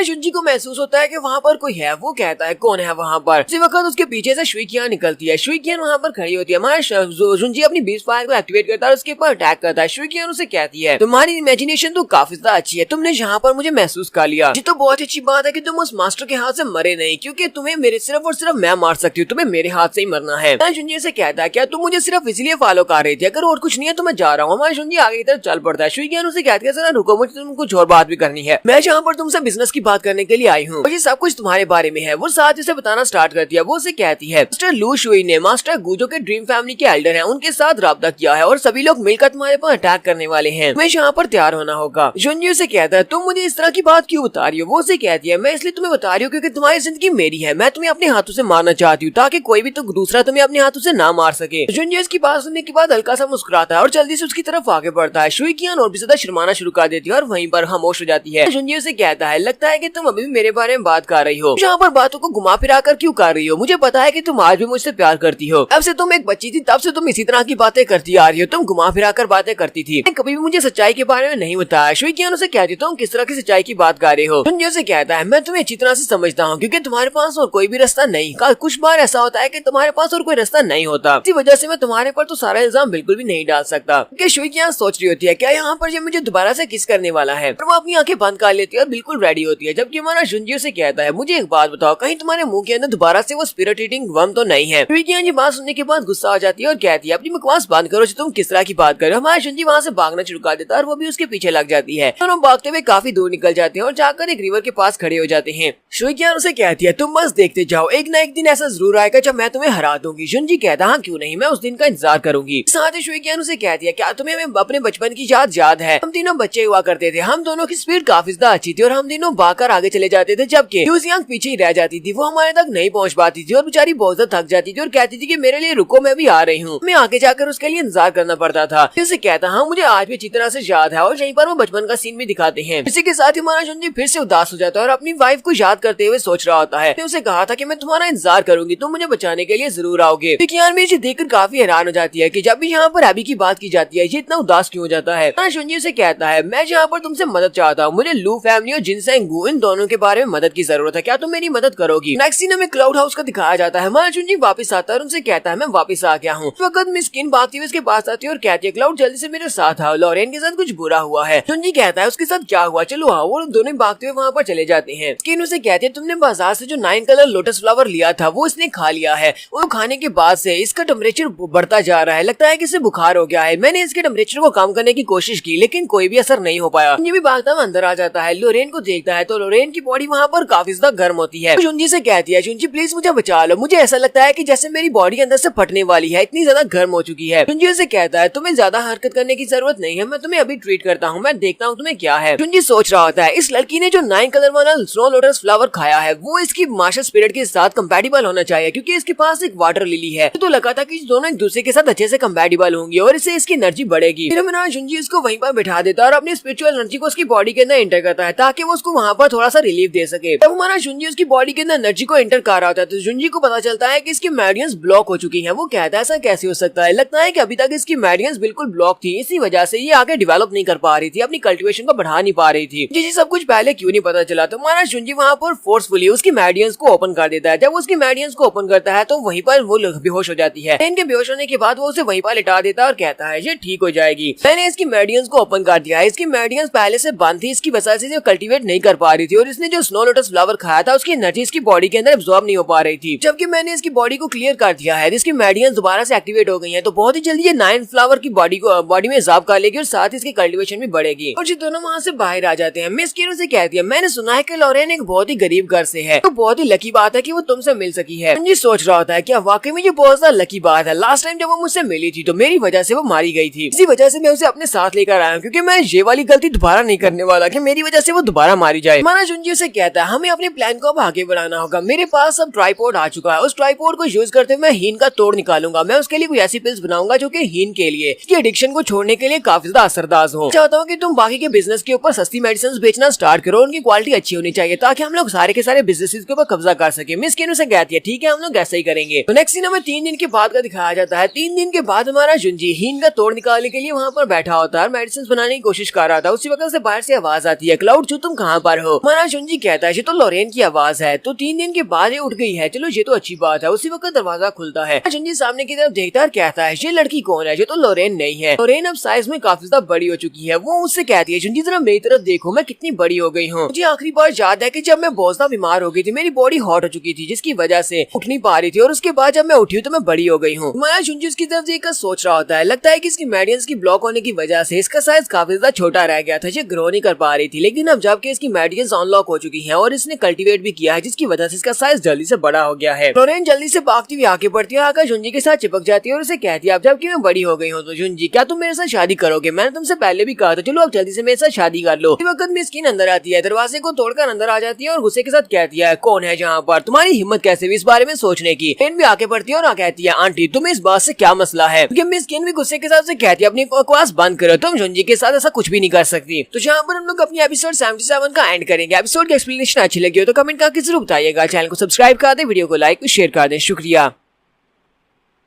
तो गाइस कैसे हैं आप सब लोग। स्वर्ड किंग के एपिसोड 78 के साथ हाजिर हो। तो एपिसोड की शुरुआत में जिनसोंग मेंशन का सीन दिखाया जाता है। मास्टर जिनसोंग गू ने बाकी के सभी फैमिली मेंबर्स को वहाँ पर बुलाया होता है। सभी लोग वहाँ पर इकट्ठे जमा होते हैं। जबकि उसी वक्त ब्लैंक जिन मास्टर गू के कान में आकर कुछ बात कहता है। शुई क्यान भी वहाँ पर खड़ी है, सब कुछ देख रही होती है। शुई क्यान कहती है जुनजी ने जैसा कहा था ये बिल्कुल वैसा ही हो रहा है, लेकिन मुझे यहाँ पर इस बात की समझ नहीं आ रही कि ड्रीम फैमिली का इस बारे में क्या मकसद है। वो लोग यहाँ पर इन सारी फैमिली मेंबर्स को यहाँ पर इकट्ठा क्यों कर रहे हैं, आखिर वो इन सभी से क्या करवाना चाहते हैं। तो सू फैमिली के मास्टरों से कहते हैं मुझे इस बारे में बिल्कुल भी नहीं पता था। लू फैमिली के पैट्रियार्च यहाँ पर एक छोटे से लड़के की वजह से पागल हो जाएंगे। उनको पागलपन का दौरा पड़ा है, जिसकी वजह से रातों रात उसकी हालत बहुत ज्यादा खराब हो चुकी है। और अपने डैड के पागल होने के बाद उसका बेटा चिन्नई लू अपने डैड की जगह पर अब नया मास्टर बन चुका है। वो लोग उसे कहते हैं अब यहाँ पर एक छोटा सा चूजा भी अपने डैड की जगह पर पैट्रियार्च बनकर हमारे सामने बैठा हुआ है इस मीटिंग में। चिन्नई लू से कहता है मास्टर सू आपको ज्यादा घबराने की जरूरत नहीं है, मैं एक न एक दिन उस लड़के को जरूर मार डालूंगा और अपने फादर का बदला जरूर लूंगा। जाओ फैमिली के जो एल्डर होते हैं वो उनसे कहते हैं मास्टर सू मुझे नहीं लगता कि तुम्हें यहाँ पर आगे बढ़कर इस लड़के से निमटना चाहिए जैसे कि किन फैमिली के एल्डर ने उसे निपटा है। फिर साथ ही वो किन फैमिली के टियानफेंग किन से कहती है टियानफेंग किन तुम हमारी ऑक्शन में क्यों नहीं आए थे, क्योंकि ये उस वक्त ऑक्शन में इसलिए नहीं आया था कि उस वक्त से बंदी बनाकर रखा गया था और इस वक्त भी ये फेक है। तो मास्टर जू से कहते हैं तुमने अपने भाई को तो मार डाला है, तुम्हारे भाई के मरने के बाद क्या तुम इस बात से तो नहीं डर रहे कि तुम्हारी भतीजी रेन मिस किन वो तुम्हारी जगह के ऊपर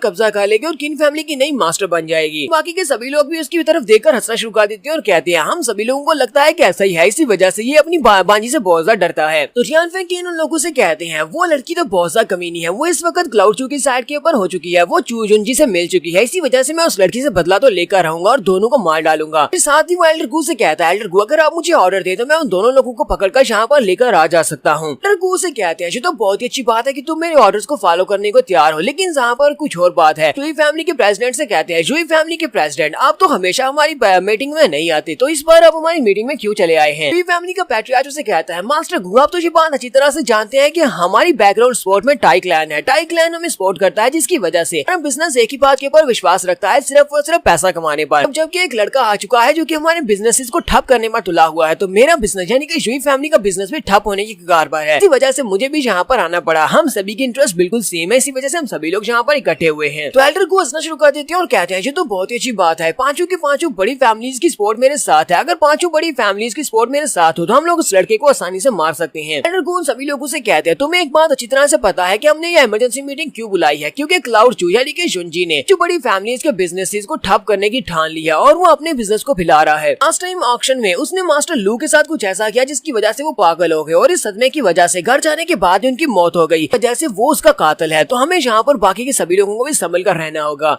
तो ब्लैंक जिन उन लोगों से कहता है हमारा एक प्लान है, हम लोगों ने एक नया प्लान बनाया कि हम लोग फ्रैंकनेस मैंशन के ऊपर वहाँ पर एक मीटिंग रखेंगे, एक बैंक्वेट पार्टी रखेंगे जिसमें हम लोग जुनजी को भी इनवाइट करेंगे। वहाँ पर उसको बुलाने के बाद हम सभी लोग मिलकर उसको मार डालेंगे, लेकिन हम लोग उसको इतनी आसानी के साथ नहीं मार सकते क्योंकि उसके पास जो मेडिसिन है वो काफी ज्यादा स्पेशल है। हमें उसके पास से उन सारी पिल्स के फार्मूलास लेने होंगे और उसके बाद हम उसे मार सकते हैं। फिर हम उन सारे फार्मूलास को अपनी शॉप्स के ऊपर बेचेंगे। सभी लोग इस बात को एग्री करते हैं और उसके बाद ये सभी लोग वहाँ से बाहर की तरफ निकलते हैं और अपने अपने घर चले जाते हैं। यहाँ पर टियानफेंग किन की तरफ भी दिखाते हैं जो कि क्लाउड मैंशन की तरफ वापस जा रहा होता है। साथ ही वो अपना मास्क उतारता है तो वो पॉइजन जैन होता है। पॉइजन जैन टियानफेंग किन की जगह बनकर वहाँ पर उनकी मीटिंग में गया होता है और सोच रहा होता है ये तो वाकई में हमारे मास्टर को मारने की कोशिश कर रहे हैं, जल्दी से जल्दी जाकर अपने मास्टर को इस बारे में इन्फॉर्म करना होगा, जितनी जल्दी हो सकता है उतनी जल्दी ठीक रहेगा। कई बार एक छोटे से कीड़े को भी दिखाते हैं। ये छोटा सा कीड़ा ब्लैंक जिन का होता है क्योंकि ब्लैंक जिन के पास जो मास्टर स्पिरिट है वो बग्स की मास्टर स्पिरिट है और वो बग्स के साथ कम्युनिकेट कर सकता है। तो मास्टर गू के पास ही बैठा है। तो मास्टर गू से कहता है जैसा कि आपने सोचा था बिल्कुल वैसा ही हो रहा है और चू ने अपने एक बंदे को टियानफेंग किन बनाकर यहाँ पर भेजा हुआ था जो कि हमारी बातें सुन रहा था। अब उसे हमारे प्लान के बारे में सब कुछ पता चल चुका है। मास्टर गू से कहता है तुमने बिल्कुल ठीक कहा यंग मास्टर, और चू के पास तो काफी सारी ट्रिक्स हैं लेकिन हमें बेवकूफ बिल्कुल भी नहीं बना सकता। ब्लैंक जिन से कहता है मास्टर गू मुझे ये बताओ क्या आपको मेरे मास्टर से कोई न्यूज मिली है, वो कब वापस आने वाले हैं। तो वो से कहते हैं मुझे अभी अभी एक लेटर मिला है, वो सिर्फ 3 महीने में वापस आने वाले हैं। नेक्स्ट सीन में क्लाउड मैंशन का दिखाया जाता है। तो जैन जैसी वापस आते हैं वो दरवाजा खोलते ही कहते हैं मास्टर एक बहुत ही बुरी खबर है, लेकिन जैसे वो दरवाजा खोलते हैं महसूस होता है कि अंदर का एटमॉस्फेयर काफी ज्यादा अजीब हो रहा है, जहाँ पर बहुत सारा जेलसी हो रही है। सामने की तरफ देखते हैं तो सामने मिस किन बैठी होती है जो काफी ज्यादा गुस्से में होती है, जबकि दूसरी तरफ जुनजी बैठा होता है। जुनजी के साथ लॉरेन चिपकी होती है और उसे कह रही होती है क्लाउड चलो जल्दी से मुझसे शादी कर लो, तुमने मेरे सवाल का जवाब नहीं दिया। वैसे जैन जल्दी से भागते हुए आगे बढ़ते हैं और लॉरेन को खींच कर पीछे कर देते हैं और कहते हैं जब यहाँ पर तो बड़े बात कर रहे हो तो बच्चों को बीच में बात नहीं करनी चाहिए, चलो जल्दी से यहाँ से जाओ बाहर जाकर खेलो। जुनजी से कहता है मास्टर जैन आप तो काफी ज्यादा लेट हो गए, मेरे पास तो पहले से इनविटेशन आ चुका है, मुझे फ्रैग्रेंस मैंशन में फिर पार्टी में इनवाइट किया गया है। आज रात हम सभी लोग फ्रैग्रेंस मैंशन में जाने वाले हैं और वहाँ पर जाकर हम लोग इस बैंक्वेट पार्टी को अटेंड करेंगे। तो यही चाहता था, चलो हम सभी लोग आज रात ही जाएंगे। जुनजी उन लोगों से कहता है इससे पहले कि हम लोग वहाँ पर जाएं, मैं तुम लोगों को एक नए दोस्त से मिलवाना चाहता हूँ जो कि 1 साल के लिए हमारा एल्डर बनने वाला है। साथ ही कहता है एल्डर प्लीज अंदर आ जाए। मिस्टर स्काईलिन वहाँ से कहता है ये हमारी डायनेस्टी का टॉप क्लास का मास्टर है। तो मास्टर स्काईलिन चप्पल पहने हुए अंदर आ जाती है। मिस्टर लिन अंदर आती है, उसे कहते हैं लड़के तुम यहाँ पर मेरी तारीफें कर रहे हो जबकि तुम्हें मुझसे ज्यादा पता है, तुम्हें सोल ऑफ मार्शल आर्ट और इसके साथ साथ तुम्हें बॉडी फंक्शन के बारे में बहुत कुछ पता है। मुझे लगता है कि तुम्हारा फ्यूचर बहुत ज्यादा ब्राइट है और तुम फ्यूचर में मार्शल आर्ट एम्परर राम तक जरूर पहुंच सकते हो। मिस किन और पॉइजन जैन दोनों इसको देखकर बहुत ज्यादा हैरान होते हैं और कहते हैं क्या ये वाकई में सच है, क्या ये वाकई में वही स्काईलिन है। मास्टर जैन उसके बहुत बड़े फैन होते हैं, वो उसे कहते हैं मास्टर लिन मैं आपको देखकर बहुत ज्यादा खुश हूँ क्योंकि मैं आपको बहुत बड़ा फैन हूँ। मिस किन उसे कहती है मेरे डैड आपके बहुत बड़े फैन थे, वो तो आपको अपना आइडल मानते थे। वो उसे पिक्चर दिखाते हुए कहती है मेरे डैड ने अपना हेयर कट भी बिल्कुल आप जैसा करवाया हुआ था, मैंने अपने फादर से सुना था, वो आपकी तारीफें किया करते थे। उन्होंने कहा कि जब आप 30 साल की उम्र में पहुंचे तब तक आप ह्यूमन स्पिरिट राम में पहुंच चुके थे, वो हमारी क्लाउड डायनेस्टी के सबसे टैलेंटेड इंसान है। तो मास्टर भी उसके पास चले जाते हैं। मास्टर लिन से कहते हैं क्या वाकई में तुम्हारे फादर मेरे बारे में इस तरह से बात करते थे? मैं तुम्हारे फादर को जानता हूँ, तुम्हारे फादर एक बहुत ही अच्छे इंसान थे। मेरे फादर ने मेरी काफी ज्यादा हेल्प की थी, जब मुझे जड़ी बूटियों की जरूरत थी वो मेरे लिए काफी सारी जड़ी बूटियां ढूंढ कर लाया करते थे। मुझे ये बताओ कि तुम्हारे फादर कहाँ पर है? मिस किन आगे से खामोश हो जाती है। आदि वो सारी बात बताती है कि उन्हें मार दिया गया है। तो वो ये बात सुनते ही कहते हैं क्या वाकई में से मार दिया गया है? यहाँ पर लगता है कुछ बहुत ही बुरा चल रहा है, इस वजह से तुम्हें मेरी प्रोटेक्शन की जरूरत पड़ी।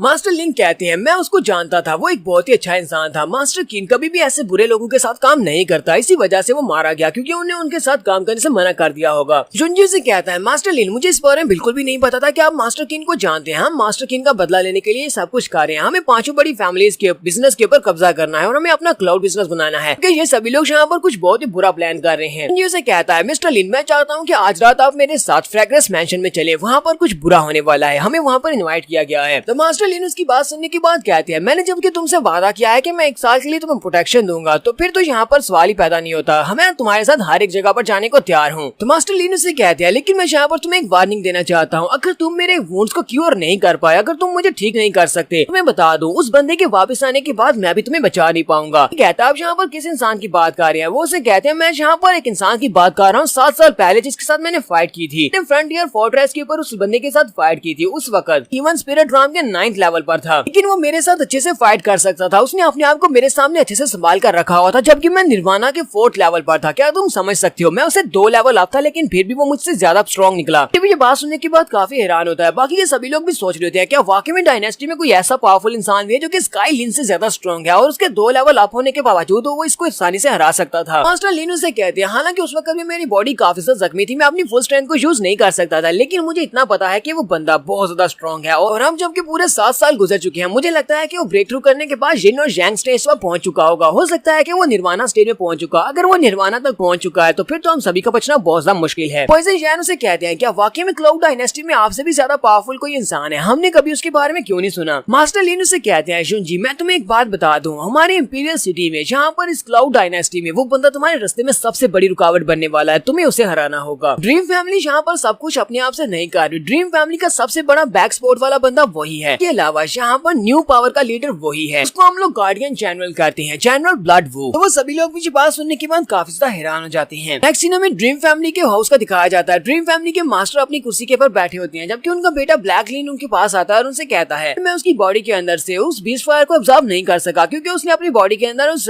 बीस्ट फायर को कम्प्लीटली अब्सॉर्ब कर लिया, जिसकी वजह से उसको नहीं एक्सट्रैक्ट किया जा सकता। उसकी एनर्जी और कल्टीवेशन पहले से काफी ज्यादा बढ़ चुकी है, जिसकी वजह से उसने 5 बिजनेसेस को चैलेंज कर दिया है, पहले से भी ज्यादा एरोगेंट हो गया है। उसके डैड उसे कहते हैं हमें इस बारे में ज्यादा परेशान होने की जरूरत नहीं है, बीस्ट बिल्कुल परफेक्ट है, वो ज्यादा अरसे के लिए खुश नहीं रह पाएगा। वो अपने पास से एक ऑब उसे देते हैं और कहते हैं इसे अपने पास रखो। लैंगजिन अपने डैड से कहता है डैड आपको मुझसे क्या चाहिए? उसके डैड उसे कहते हैं मैं चाहता हूँ कि आज रात जब तुम लोग जुनजी को मारोगे तो उसके दिल को निकाल लेना, उसके दिल को बिना नुकसान पहुंचाए मेरे पास लेकर आना, अभी भी उसकी बॉडी के अंदर से बीस्ट फायर को निकाल सकता हूँ क्योंकि अब वक्त आ चुका है उस बीस्ट फायर को जिसे 10 साल से मैं कल्टीवेट कर रहा हूँ उसे वापस अपने ओरिजिनल ओनर के पास लाने का। उस बॉडी से बीस्ट फायर मुझे चाहिए। तो ब्लैंकशिन अपने फादर से कहता है ठीक है फादर, मैं यहाँ पर आपको सक्सेस के लिए पहले से बधाई देता हूँ। नेक्स्ट सीन में फ्रैग्रेंस मैंशन का दिखाया जाता है जहाँ पर ये बैंक्वेट पार्टी होने वाली है। नौकरानियां वहाँ पर ड्रिंक्स लेकर जा रही होती है, तो उसी वक्त शुइकियान वहाँ पर अपनी वाटर स्पिरिट को यूज करते हुए उनके पाँव के नीचे वाटर रख देती है जिससे वो गिर जाती है और उनके हाथ से वो सारी वाइन की बोतल गिरती है। शुइकियान क्योंकि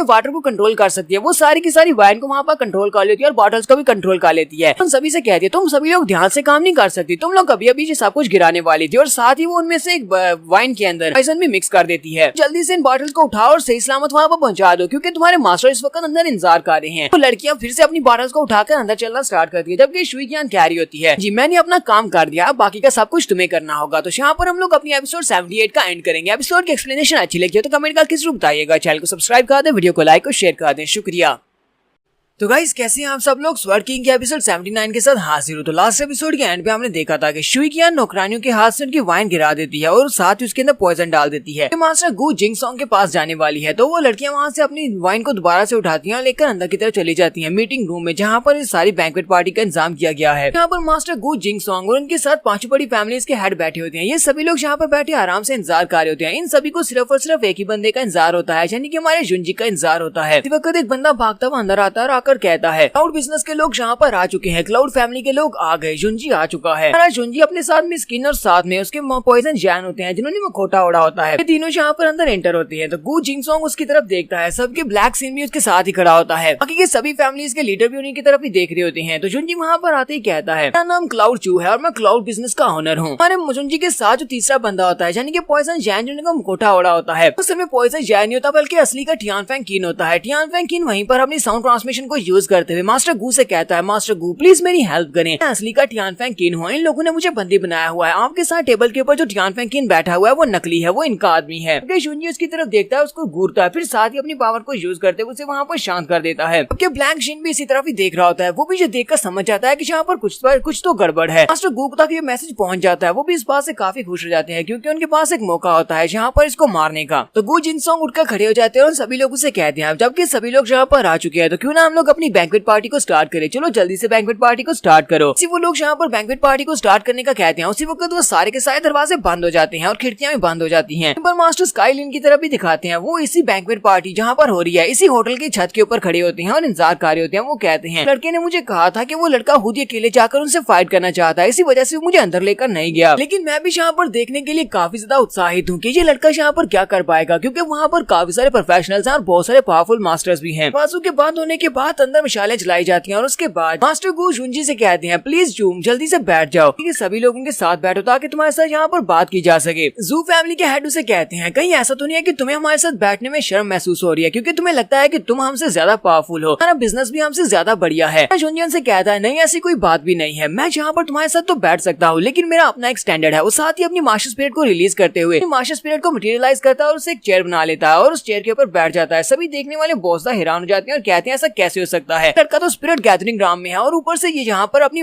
मार्शल आर्ट की कल्टीवेशन को रियलाइज भी कर सकता है और उससे एक चेयर बना सकता है। मुझे नहीं लगता कि एल्डर गु भी यहाँ पर ये सब कुछ कर सकते होंगे, वो भी यहाँ पर अपनी स्पिरिट को मटेरियलाइज कर सकते होंगे। हमारा जुंजी अपनी चेयर के ऊपर बैठ जाता है और उनसे कहता है मुझे लगता है कि तुम सभी को तुम्हारा जवाब मिल गया होगा। जाओ फैमिली के हेड हमारे जुंजी से कहते हैं हाँ ये बात वाकई में सच है कि तुम्हारा क्लाउड बिजनेस इस वक्त लाइमलाइट में है, यानी कि तुम्हारे क्लाउड बिजनेस को पर लगे हुए हैं, वो बहुत ज्यादा तरक्की कर रहा है, तुम बहुत ज्यादा मतलबी इंसान हो। जुंजी कहता है क्या तुम्हें लगता है कि मैं कुछ ज्यादा ही मतलबी हूँ, लेकिन सभी लोगों को अच्छी तरह से पता है, हालांकि तुम सभी लोग तो यहाँ पर ये बिजनेस कर रहे हो, तुम सभी को अच्छी तरह से पता है कि बिजनेस करने के लिए आपको मतलबी होना पड़ता है, तभी आप यहाँ पर बिजनेस कर सकते हैं। जुंजी उनसे कहता है कि तुम सभी लोग यहाँ पर लू फैमिली की बात कर रहे हो, तो लू शुई फैमिली के लोग जो थे वो इस तरह की चीजें बेच रहे थे जो कि बहुत ज्यादा डिफेक्टिव थी, वो कस्टमर्स के लिए बहुत ज्यादा नुकसानदेह थी, इसी वजह से वो रंगे हाथों पकड़े गए और उनका बिजनेस डाउन हो गया। इसी वजह से क्या इसमें मेरी को गलती है? चिन्नाई लू उसकी बात सुनने के बाद से कहता है क्लाउड चू तुम यहाँ पर मुझे ऐसे सारी बातें करके गुस्सा नहीं दिला सकते हो, ना ही मैं यहाँ पर गुस्सा होने वाला हूँ, क्योंकि किसी मरने वाले इंसान की सुनने के बाद गुस्सा होने का क्या फायदा जो कि अभी थोड़ी देर के बाद यहाँ पर मरने वाला है। तुम्हारा जुंजी से कहता है मिस्टर लू लगता है कि तुमने मेरी बात को गलत समझ लिया, आज मैं यहाँ पर तुम सभी को प्रवोक करने के लिए नहीं आया बल्कि मैं तुम सभी से बिजनेस की बात करने के लिए आया हूँ। वो लोग भी इसकी बात सुनने के बाद काफी ज्यादा हैरान होते हैं। तो टियानफेंग किन उसे कहता है तुम यहाँ पर कौन से पीस की बात करते हो, लगता है कि तुम हमारे साथ कोई समझौता करना चाहते हो, लोग तुम्हारे साथ समझौता करने को तैयार हैं, अगर तुम अपने क्लाउड बिजनेस को बंद कर देते हो तो हम लोग तुम्हारे साथ समझौता कर लेंगे, हम तुम्हारी जान बख्श देंगे। और इसके साथ मेरी कुछ और शर्तें भी हैं। तुम्हें अपने पास जितने भी एलिक्सर्स के फार्मूला है वो सारे के सारे मुझे देना होंगे और साथ में उस ट्राइपॉड को भी मुझे देना होगा और साथ में स्किन भी मेरी हो जाएगी, उसे मुझे दे दो और मैं तुमसे वादा करता हूँ कि मरने के बाद तुम्हारी बॉडी को बिल्कुल इंटैक्ट छोड़ देंगे, यानी कि उसके पीसेस नहीं करेंगे। बाकी के सभी लोग भी वहाँ पर हंसना शुरू कर देते हैं, जबकि इनमें से जू फैमिली के बेल्टर जो होते हैं वो मिस किन से कहते हैं, मिस किन क्या तुम यहाँ पर क्लाउड चू के लिए सेक्रीफाइस देने को तैयार हो? क्या तुम्हें लगता है कि तुम इसके लिए अपनी जान दांव पर लगाओगी? हमारा शुंजी उसकी बात सुनने के बाद कहता है, मिस्टर जू तुम्हें इस बारे में क्या लगता है? तुमने यहाँ पर जो भी बात की है इस बात के करने पर मैं तुम्हारी जान भी ले सकता हूँ, इसलिए सोच समझ कर बात करो। शुंजी उन लोगों से कहता है, क्या तुम लोगों को लगता है कि मेरा क्लाउड बिजनेस इतना ज्यादा कमजोर बिजनेस है? तुम सभी लोगों में से कोई भी यहाँ पर आएगा और हमें दीवार के साथ लगा देगा, ऐसा नहीं हो सकता। बिजनेस एक बहुत ही पावरफुल बिजनेस है। मैं तो आज यहाँ पर तुम सभी लोगों से मदद लेने के लिए आया था ताकि तुम सभी लोग अपने बिजनेस को मेरे बिजनेस के साथ मर्ज कर दो और उसके बाद तुम लोगों को भी काफी ज्यादा फायदा होगा। चिन्नई लू से कहता है, तुम्हें क्या लगता है कि तुम कौन हो? तुम्हारी औकात ही क्या है? तुम बाहर से आकर हमारे साथ आकर हमें कोऑपरेट करने का कह रहे हो? ऐसे कोई भी तुम्हारे साथ कोऑपरेट नहीं करना चाहता। शुंजी से कहता है, लगता है कि तुम यहाँ पर सिचुएशन को ठीक तरह से रीड नहीं कर पा रहे। हम लोग यहाँ पर क्वालिटी की बात करें तो हमारी पिल्स की क्वालिटी तुम्हारी क्वालिटी से बहुत ज्यादा बेहतर है और हम लोग अपनी क्वालिटी को यूज करते हुए तुम्हारे सभी के बिजनेस को ठप कर सकते हैं। इसलिए मैं तुम्हें यहाँ पर एक मौका दे रहा हूँ ताकि तुम लोग अपने बिजनेस को बनाए रख सको, तुम लोग भी इससे प्रॉफिट हासिल कर सकते हो।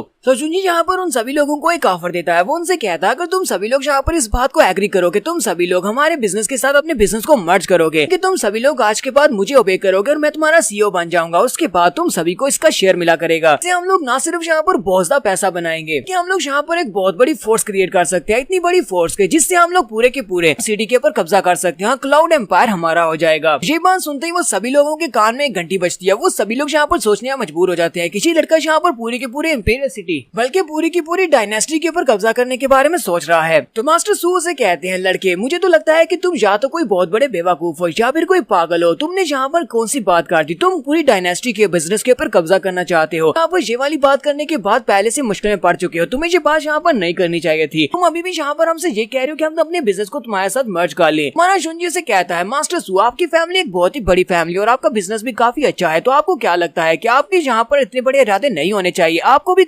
पूरी की पूरी क्लाउड डायनेस्टी के ऊपर कब्जा करने के बारे में सोचना चाहिए। मैं तो आपको मास्टर बनाना चाहता हूँ, जबकि आप तो यहाँ पर किसी एक के ऑर्डर्स को फॉलो करना चाहते हैं। क्या आप अपनी बाकी की सारी जिंदगी कुत्ता बनकर दूसरे के ऑर्डर्स को फॉलो करते रहेंगे? मास्टर जाओ से कहते हैं, लड़के हमारे पास अपने आइडियाज हैं और हमें पता है कि हमें किसको फॉलो करना है, तुम्हें हमें ये बताने की जरूरत नहीं है कि हमें किसको फॉलो करना चाहिए। शुंजी से कहता है, मास्टर जाओ क्या वाकई में आपको ऐसा लगता है कि आपको किसको फॉलो करना चाहिए? तो मुझे लगता है कि आपको यहाँ पर अपनी आंखें खोलने की जरूरत है। तो शुंजी उनसे कहता है, तो मैं यहाँ पर तुम सभी लोगों से एक वादा करता हूँ, अगर तुम सभी लोग मेरे साथ अपने बिजनेस को मर्ज करोगे तो हम सभी लोग इक्वल होंगे, हम सभी लोग एक ही टेबल पर बैठेंगे, पर तुम सभी लोगों को बराबर के प्रॉफिट्स दूंगा। हम सभी लोग आपस में बहुत सारे रिसोर्सेज को शेयर करेंगे, जहाँ तक कि टैलेंट नेटवर्क को, और इसके साथ साथ बहुत सारे प्रॉफिट्स को भी आपस में शेयर करेंगे। रही बात यहाँ पर तुम्हारे पर रूल करने की, तो मैं ऐसा बिल्कुल भी नहीं करूंगा जैसे कि ड्रीम फैमिली वाले तुम्हारे पर रूल कर रहे हैं। वो तुम्हारे पर सख्ती के साथ तुम्हारे पर से ऑर्डर्स जारी करते हैं और तुम्हें वो काम करना पड़ता है। ड्रीम फैमिली की तरह बिल्कुल भी नहीं हूँ। ड्रीम फैमिली वालों का वादा है कि वो तुम्हें यहाँ की बड़ी फैमिली बना देंगे और तुम्हारे बिजनेस को और ज्यादा बढ़ा देंगे, लेकिन असल में तो ये लोग तुम्हें धोखा दे रहे हैं। सभी लोगों के पास इन लोगों ने अपनी पिल्स भिजवाई होंगी ताकि वो तुम लोग उन पिल्स को बेच सको, बिजनेस को बढ़ा सको, लेकिन असल में उन पिल्स के अंदर एक स्पेशल केमिकल है जिसे हीन कहते हैं, जिससे ये लोगों को एडिक्ट बनाते जा रहे हैं। ये इस डायनेस्टी के वॉरियर्स को कंट्रोल करना चाहते हैं। तो मास्टर जिनसोंग गू को भी एक झटका लगता है कि इस लड़के को तो पहले से इस बारे में पता चल चुका है। तो पांचों फैमिलीज के मास्टर जब ये बात सुनते हैं कि उनके पिल्स के अंदर हीन है और ये लोग वॉरियर्स को कंट्रोल कर रहे हैं, वो सभी लोग ये बात सुनते ही बहुत ज्यादा हैरान हो जाते हैं। मास्टर जिनसोंग गू चिल्लाकर कहते हैं, लड़के अपनी बकवास बंद करो, क्या लगता है कि तुम इस तरह की बकवास करोगे और सभी लोग इस बात पर भरोसा कर लेंगे? मास्टर गू भी सोच रहे होते हैं, ये लड़का यहाँ पर बिना डरे ये सारी बात कह रहा है, इसका मतलब यह कि सारी की सारी सच्चाई पता है, इसी वजह से यहाँ पर चला आया। कुछ भी करके इस लड़के को आज ही यहीं पर मारना होगा। मास्टर गू बाकी सभी लोगों से कहते हैं, तुम सभी लोगों को इसकी बात के ऊपर भरोसा करने की जरूरत नहीं है, ये यहाँ पर झूठ बोल रहा है। फिर वो साथ ही कहता है, तुम में से कोई आगे बढ़ो और इस लड़के को मार डालो। चिन्नई लू कहता है, तो सबसे पहले तो मैं आगे बढ़ूंगा, वो वक्त आ चुका है जब हम लोग इस लड़के को मारने वाले हैं, तो इसका वक्त आ चुका है। जैसे ही आगे बढ़ता है और अपनी साइड के ऊपर देखता है तो उनमें से कोई भी इसके साथ आगे नहीं बढ़ता। वो तीनों ही वहीं पर पीछे चुपचाप खड़े होते हैं। वो उनसे कहता है, तुम लोग वहाँ पर क्या कर रहे हो? कि हमारा शुंजी चिन्नई लू की तरफ घूर कर देखता है तो वो भी बेचारा बहुत ज्यादा घबरा जाता है, कहता है, नहीं मैं तो यहाँ पर इससे फाइट नहीं करने वाला। यहाँ पर सबसे पहले मास्टर सू बोलते हैं। मास्टर सू से कहते हैं, मिस्टर गू ये बात तो चलो ठीक है कि आप दूसरों को यहाँ पर पॉइजन देना चाहते हैं, चाहे पॉइजन ही दे लें, या फिर आप उनको कंट्रोल करना चाहते हैं तो कंट्रोल कर लें। बुरी बात तो यहाँ पर यह है कि हम लोग भी इन पिल्स को यूज कर रहे हैं, हम लोग भी पिछले कई अरसे से उस पिल को खा रहे हैं, इसका मतलब यह है कि आप हमें भी कंट्रोल कर सकते हैं। जियान वेंग किन भी उनसे कहते हैं, मुझे मिस्टर लू ने एक बार बताया था कि हमारी पिल्स के अंदर हीन है, लेकिन मैंने इसको आगे और ज्यादा इन्वेस्टिगेट नहीं किया क्योंकि मिस्टर लू ने मुझे और ज्यादा इन्वेस्टिगेट नहीं करने दिया था। इतना पता है कि अगर हम लोग इसको कंटिन्यूअली यूज करते हैं, इसके बाद हम इसको अचानक से छोड़ देते हैं तो हमारा स्पिरिचुअल सीड डिस्ट्रॉय हो जाता है, जिससे हमारी मौत भी हो सकती है। इसलिए हम इसको छोड़ नहीं सकते, ये हमें इसका आदी बना देती है। ये बात सुनते ही मिस्टर जाओ भी काफी ज्यादा गुस्सा हो जाते हैं और कहते हैं अब इस बात का क्या मतलब है कि हम सभी को वो ड्रग्स लेते रहना पड़ेगी। हमने उस ड्रग्स को छोड़ा तो हम लोग मारे जाएंगे। और ये लोग यहाँ पर वॉरियर्स को कंट्रोल करने के लिए सब कुछ कर रहे हैं। ओशन लू को सब कुछ पता था, लेकिन उसने हमें से किसी को भी इस बारे में नहीं बताया। मरने से पहले हमें इस बारे में बता देता। बात सुनने के बाद गू भी सोच रहे होते हैं, सिर्फ और सिर्फ ओशन लू को इस बारे में बताया था। हम लोग इन पिल्स के अंदर हीन को यूज कर रहे हैं। मैंने बाकी के किसी भी एल्डर को इस बारे में नहीं बताया था। ये मैंने बहुत बड़ी गलती कर दी, क्योंकि ओशन लू ने बाकी सभी को बता दिया, स्पेशली टियानफेंग किन को। मास्टर गू से शांत रहने का कहते हैं, जबकि एल्डर जाओ चलाकर उसे कहते हैं, एल्डर गू बस भी करो, तुम्हारी किसी भी बात के ऊपर भरोसा नहीं रहा। चलो जल्दी से इस बात को एक्सप्लेन करो कि तुमने हमारे साथ ऐसा क्यों किया है। तो यहाँ पर ब्लैंक शीन उन लोगों से कहता है, तुम सभी लोगों को जुंजी की बात के ऊपर भरोसा बिल्कुल भी नहीं करना चाहिए, क्योंकि ये हम सभी लोगों के दरमियान में यहाँ पर फाइट करवाना चाहता है। तो तुम सभी लोग हमसे अलग हो जाओ, लड़के के साथ जुड़ जाओ। मुझे नहीं लगता कि मास्टर लू मरने से पहले पागल हो गए थे, और एक पागल की बात के ऊपर भरोसा करना बिल्कुल गलत होगा। तुम लोगों को ये भी पता होना चाहिए कि इस लड़के ने किन फैमिली को डिस्ट्रॉय करने के बाद किन फैमिली को कंट्रोल किया हुआ है, क्योंकि मिस किन इसके कंट्रोल में है। इस वक्त हमारे सामने जो मिस्टर टियानफेंग किन बैठा हुआ है, ये भी एक नकली है, ये फेक है। बाकी के सभी लोग मुझे बात सुनने के बाद काफी ज्यादा हैरान होते हैं। तो यहाँ पर हम लोग अपनी एपिसोड 79 का एंड करेंगे। एपिसोड की एक्सप्लेनेशन अच्छी लगी हो तो कमेंट करके जरूर बताइएगा। चैनल को सब्सक्राइब कर दे, वीडियो को लाइक और शेयर कर दे। शुक्रिया।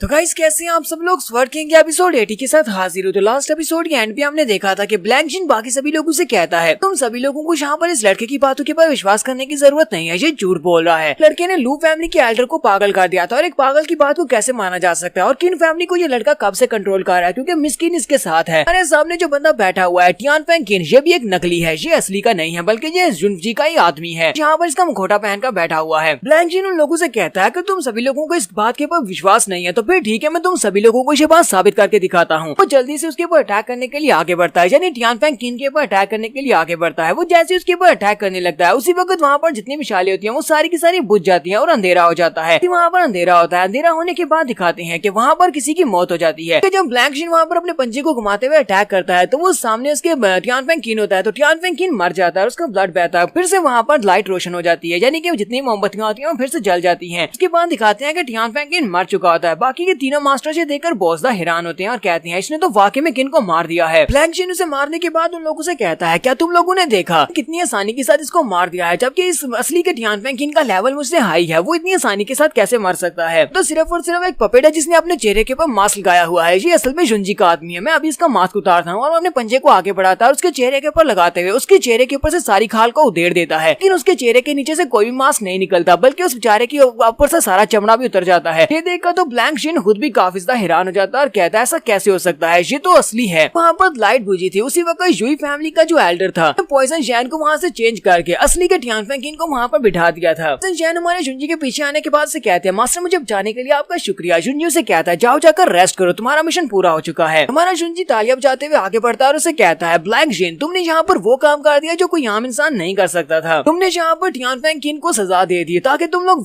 बाकी सभी को वार्निंग दे सको कि तुम लोग इनके साथ क्या कर सकते हो। तुम एक एक करके इन सभी को मार सकते हो। हु फैमिली और जाओ फैमिली के एल्डर भी काफी ज्यादा गुस्सा हो जाते हैं और कहते हैं, हाँ हमें वाकई में ये बात साबित हो गया, इसने किन को मारकर ये बात साबित कर दी कि ये हमें भी मार सकते हैं। तो कहते हैं, ब्लैंक जिन तुम्हारी इस बात का क्या मतलब है, क्या तुम हमें भी कल को इसी तरह मार डालोगे। ब्लैंक जिन भी काफी ज्यादा घबराया हुआ होता है। वो कहता है, ऐसा कैसे हो सकता है, ऐसा बिल्कुल भी नहीं हो सकता। फिर साथ ही वो जुई फैमिली के एल्डर की तरफ देखता है और कहता है, ऐसा तो नहीं है कि जुई फैमिली के एल्डर ने सब कुछ किया हो। फिर साथ ही वो कहता है, नहीं, उनको तो टाई क्लैन वाले सपोर्ट करते हैं, फिर टाई क्लैन के लोग इस तरह का काम क्यों करेंगे, वो जुंजी के साथ नहीं मिल सकते। मैं यहाँ पर ऐसे कोई और गैस नहीं लगा सकता, क्योंकि पहली मैं जहाँ पर टियानफेंग किन को मारकर एक गलती कर चुका हूँ। जाओ फैमिली और सू फैमिली, ये दोनों फैमिलीज तो पहली जहाँ पर हमें ऑपोजिशन दिखा रही है, यानी कि ये हमारे खिलाफ होते जा रहे हैं। मैंने यहाँ पर जुई फैमिली को भी अपने खिलाफ कर लिया, तो फिर हम लोग बड़ी मुश्किल में पड़ जाएंगे। मुझे यहाँ पर जुंजी को यहाँ पर फ्रेम करना होगा। वो फिर से जुंजी की तरफ उंगली करता है और कहता है, मुझे लगता है कि यहाँ पर जुंजी ने सब कुछ किया है। जुंजी ने जब मैं टियानफेंग किन के ऊपर अटैक करा था, इसने लाइट्स को ऑफ किया और उसी वक्त बंदे को वहाँ से निकालिया, असली के टियानफेंग किन को वहाँ पर रख दिया। जुंजी से कहता है, ब्लैंक जिन तुमने यहाँ पर ये क्या कर दिया, तुमने टियानफेंग किन को मार दिया और उसके बाद अब सारा इल्जाम तुम मेरे पर लगाना चाहते हो। सभी लोगों ने अपनी आंखों से देखा है कि तुम ही ने उसको मारा है। तुम्हें लगता है कि बाकी के सभी लोग अंधे हैं। मास्टर गू कहता है, यंग मास्टर हमें इस लड़की के साथ बहस करने की जरूरत नहीं है। हमारे लिए अब यहाँ पर सारी पिल्स का फार्मूला लेना ज्यादा जरूरी नहीं है, बल्कि इस लड़के को मारना ज्यादा जरूरी है। तो सबसे पहले इस लड़के को जान से मार डालते हैं। ब्लैंक जिन उसकी बात सुनने के बाद सोच रहा था, इसने बिल्कुल ठीक कहा, हमारे लिए यहाँ पर इस लड़के को मारना बहुत ज्यादा जरूरी है, ताकि हमारी ड्रीम फैमिली का जो प्लान है वो डिस्ट्रॉय ना हो सके। ब्लैंक जिन उन सभी लोगों से कहता कहता है तो मैं तुम सभी लोगों को अपनी ड्रीम फैमिली के बिहाफ पर एक बात बताता हूँ, अगर तुम सभी लोग यहाँ पर हमारी ड्रीम फैमिली के साथ काम करना जारी रखते हो तो मैं तुम्हें इस बात का यकीन दिलाता हूँ कि फ्यूचर में तुम्हें काफी सारा प्रॉफिट मिलेगा। लेकिन अगर तुम सभी लोग यहाँ पर मेरे खिलाफ हो जाते हो तो मैं तुम्हें एक और बात बता दूं, आज रात क्लाउड चू के साथ तुम सभी लोग भी यहाँ पर मारे जाओगे, तुम सभी का बिजनेस भी खत्म हो जाएगा। इसलिए यहाँ पर चुपचाप इस बात को जरा सोच समझ लो, सोच समझने के बाद ही फैसला लेना कि तुम लोगों को क्या करना है। हमारा शुंजी उसे कहता है मिस्टर जीन तुम क्या यहाँ पर हमारे साथ कोई मजाक कर रहे हो, तुम तो वैसे भी हम सभी लोगों को यहाँ पर मारने वाले हो। शुंजी कहता है तुमने यहाँ पर पांचों बड़ी फैमिलीज के हेड को बुलाया और साथ में मुझे बुलाया क्योंकि तुम्हारा प्लान ये था कि पांचों बड़ी फैमिलीज के हेड के साथ मिलकर तुम मेरे पास से सारी मेडिसिन के फार्मूलाज ले लोगे, के बाद तुम इस जहर मिली वाइन के साथ भी कुछ यहाँ पर मरवा डालोगे, इस तरह तुम्हें फायदा हो जाएगा और पूरे के पूरे बिजनेस के ऊपर ड्रीम फैमिली का कब्जा हो जाएगा। वो सभी लोग जल्दी से अपने हाथ से गिलासों को फेंक देते हैं और कहते हैं ऐसा कैसे हो सकता है, क्या वाकई में हमारी वाइन के अंदर पॉइजन है। सबसे पहले मास्टर जाओ अपने ग्लास को फेंकते हैं तो उसके अंदर वाकई में पॉइजन होता है। वो कहते हैं ये तो वाकई में इसके अंदर पॉइजन है, इसके अंदर तो जिनसेंग गू का गोस्ट कोल्ड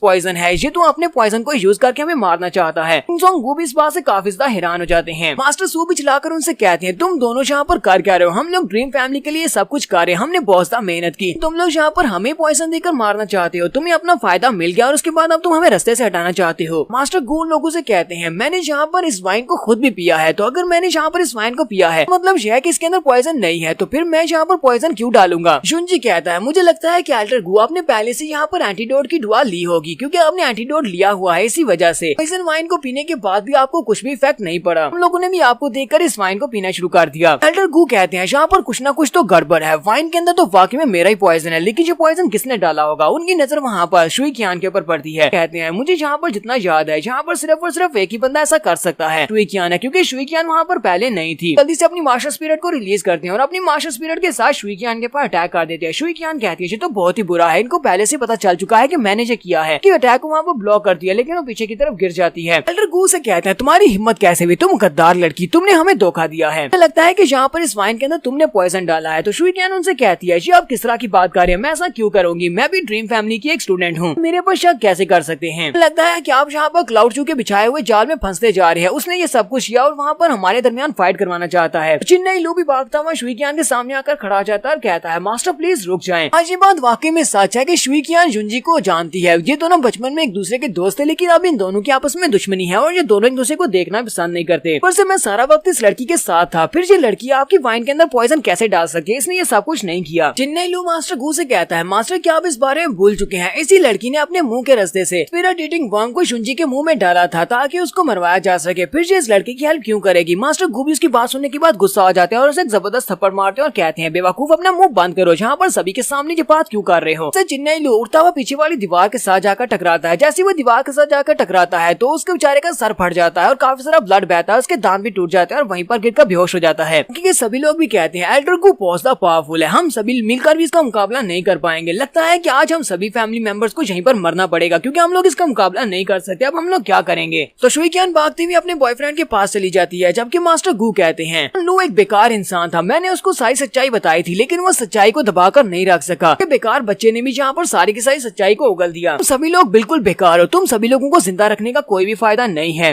और चुंजी से कहते हैं चुंजी मुझे इस बात को तो मानना पड़ेगा, तुमने यहाँ पर वाकई में ये सब कुछ बहुत ही अच्छे तरीके से किया है, तुमने प्लान बनाकर ये सब कुछ किया और तुम इस लेवल तक पहुंच चुके हो जहाँ पर तुम्हें सच्चाई का पता चल चुका है और तुम पांचों बड़ी फैमिलीज के हेड्स को भी अपने साथ मिलाने के लायक हो चुके हो। साथ ही वो अपनी पावर्स को रिलीज करते हुए एक स्पेशल स्किल को रिलीज करते हैं और कहते हैं लेकिन अभी तक ये बात डिसाइड नहीं हुई कि हम दोनों में से कौन यहाँ पर विनर बनने वाला है, किसको यहाँ पर ये मौका मिलेगा। अपने स्पेशल स्किल को यूज करता है तो उसके अंदर से बहुत सारे सोल्जर्स निकलते हैं जो कि एनर्जी से बने होते हैं, उनके पास उनके भाले होते हैं। ये सभी लोग उनको देखकर काफी घबरा जाते हैं और कहते हैं ये तो ड्रीम फैमिली का एक अल्टीमेट वेपन है, इसको ड्रीम ब्लड राइडर कहते हैं। मास्टर गू उन लोगों से कहते हैं लगता है कि तुम्हें इतनी सारी इन्फॉर्मेशन तो है कि इनको क्या कहते हैं, इनको ड्रीम ब्लड राइडर कहते हैं, ये हमारी ड्रीम फैमिली का अल्टीमेट वेपन है। ब्लड राइडर्स को अपने आप को जिंदा रखने के लिए ब्लड की जरूरत पड़ती है, तो आज रात ये तुम सभी फैमिली मेंबर्स को मारकर तुम सभी का ब्लड पिएंगे जिससे ये आगे भी अपने आप को पावरफुल बना सकेंगे। मिस कीनो से कहती है लगता है कि ये लोग पूरी तैयारी के साथ यहाँ पर आए हैं, तो अब हम लोग आगे क्या करेंगे। जुंजी से कहता है तुम्हें घबराने की जरूरत नहीं है, क्या तुम हमारे ट्रम्प कार्ड के बारे में भूल चुकी हो, अगर वो यहाँ पर आ गए तो ये सभी लोग तो मेरे सामने घुटने टेक देंगे। तो जुंजी सोच रहा होता है जब तक मैं यहाँ पर अपने आप से फाइट को हारने के कगार पर नहीं होता तब तक मैं मास्टर जिन को यहाँ पर बिल्कुल भी नहीं बुला सकता। मुझे यहाँ पर चेक करना है कि आज ये कितने ज्यादा पावरफुल है, क्या मैं इनके साथ फाइट करके फाइट को जीत सकता हूँ। तो हुडी साहब वो चिल्लाकर अपने दोस्त ब्लैंक जिन से कहता है क्या तुम वाकई में यहाँ पर हम सभी को मरवाना चाहते हो, क्या तुम कैसे ही चाहते हो। तो ब्लैंक जिन उन लोगों से कहता है मैंने यहाँ पर तुम लोगों से कहा ना कि हमारी फैमिली के लिए जो भी कुछ करके दिखाएगा वो हमारी फैमिली का हिस्सा बन सकता है। तो अगर तुम लोग यहाँ पर जुंजी को मारने में मेरी मदद करते हो, जुंजी को मार डालते हो, हमारे लिए ड्रीम फैमिली के दरवाजे खुले हैं, तुम ड्रीम फैमिली में आ सकते हो। तो फैमिली का यंग मास्टर जल्दी से अपनी पावर्स को रिलीज करते हुए उनके ऊपर अटैक कर देता है और कहता है बकवास बंद करो, हमें तुम्हारी ड्रीम फैमिली के साथ नहीं होना, मुझे जल्दी से वो एंटीडोट दो, तुमने हमें वाइन में पॉइजन मिलाकर पिलाया है, हमें उसका एंटीडोट चाहिए। बूढ़ी साओ भी जल्दी से अपने ड्रम्स को रेडी कर लेता है और कहता है मुझे भी अफसोस के साथ कहना पड़ रहा है कि मुझे भी अब ड्रीम फैमिली में कोई भी इंटरेस्ट नहीं रही, तो जल्दी से वो एंटीडोट हमारे हवाले करो। फ्लैंकशिन आके हंसना शुरू कर देता है और कहता है लगता है कि तुम सभी लोग मेरे खिलाफ होना चाहते हो, क्या तुम लोगों को वाकई में लगता है कि तुम लोग अगर जुंजी की साइड से फाइट करोगे सभी लोगों के पास जीतने के चांसेस है, क्या तुम्हें लगता है कि तुम सभी लोग यहाँ से जिंदा बाहर जा पाओगे। साथ ही अपने पास से क्रिस्टल निकालता है, जो वही क्रिस्टल है जिसको यूज करते हुए जुंजी की बॉडी के अंदर से बीस्ट फायर को निकाल सकता है। कहता है जुंजी अगर मैं तुम्हारे पास से बीस्ट फायर को वापस खींच लेता हूँ तो तुम अभी यहाँ पर मर जाओगे, फिर जुंजी के पास उसकी पावर्स ही नहीं रहेंगी और जुंजी यहाँ पर मर जाएगा तो तुम लोग सभी लोग मेरे सामने कुछ भी नहीं हो, तुम सभी लोग अपनी पावर्स के साथ मुझे नहीं हरा सकते। क्रिस्टल के अंदर से एनर्जी रे निकलती है जो कि सीधी जाकर जुंजी के माथे पर लगती है। जुंजी वहाँ पर सीधा खड़ा हो जाता है, सभी लोग जो देख रहे होते हैं कि यहाँ पर क्या होने वाला है वो काफी ज्यादा घबरा जाते हैं। जुंजी अपने माथे के ऊपर हाथ रखता है, कहता है ये क्या, यहाँ पर तो कुछ भी नहीं हुआ, मुझे कुछ भी महसूस नहीं हो रहा। देखने के बाद ब्लैंक शीन वहाँ पर एक चीख मारता है, कहता है ऐसा कैसे हो सकता है, ये बिल्कुल इम्पॉसिबल है। डैड ने मुझे जो क्रिस्टल दिया था और कहा था कि इसको यूज करते हुए जुंजी की बॉडी के अंदर से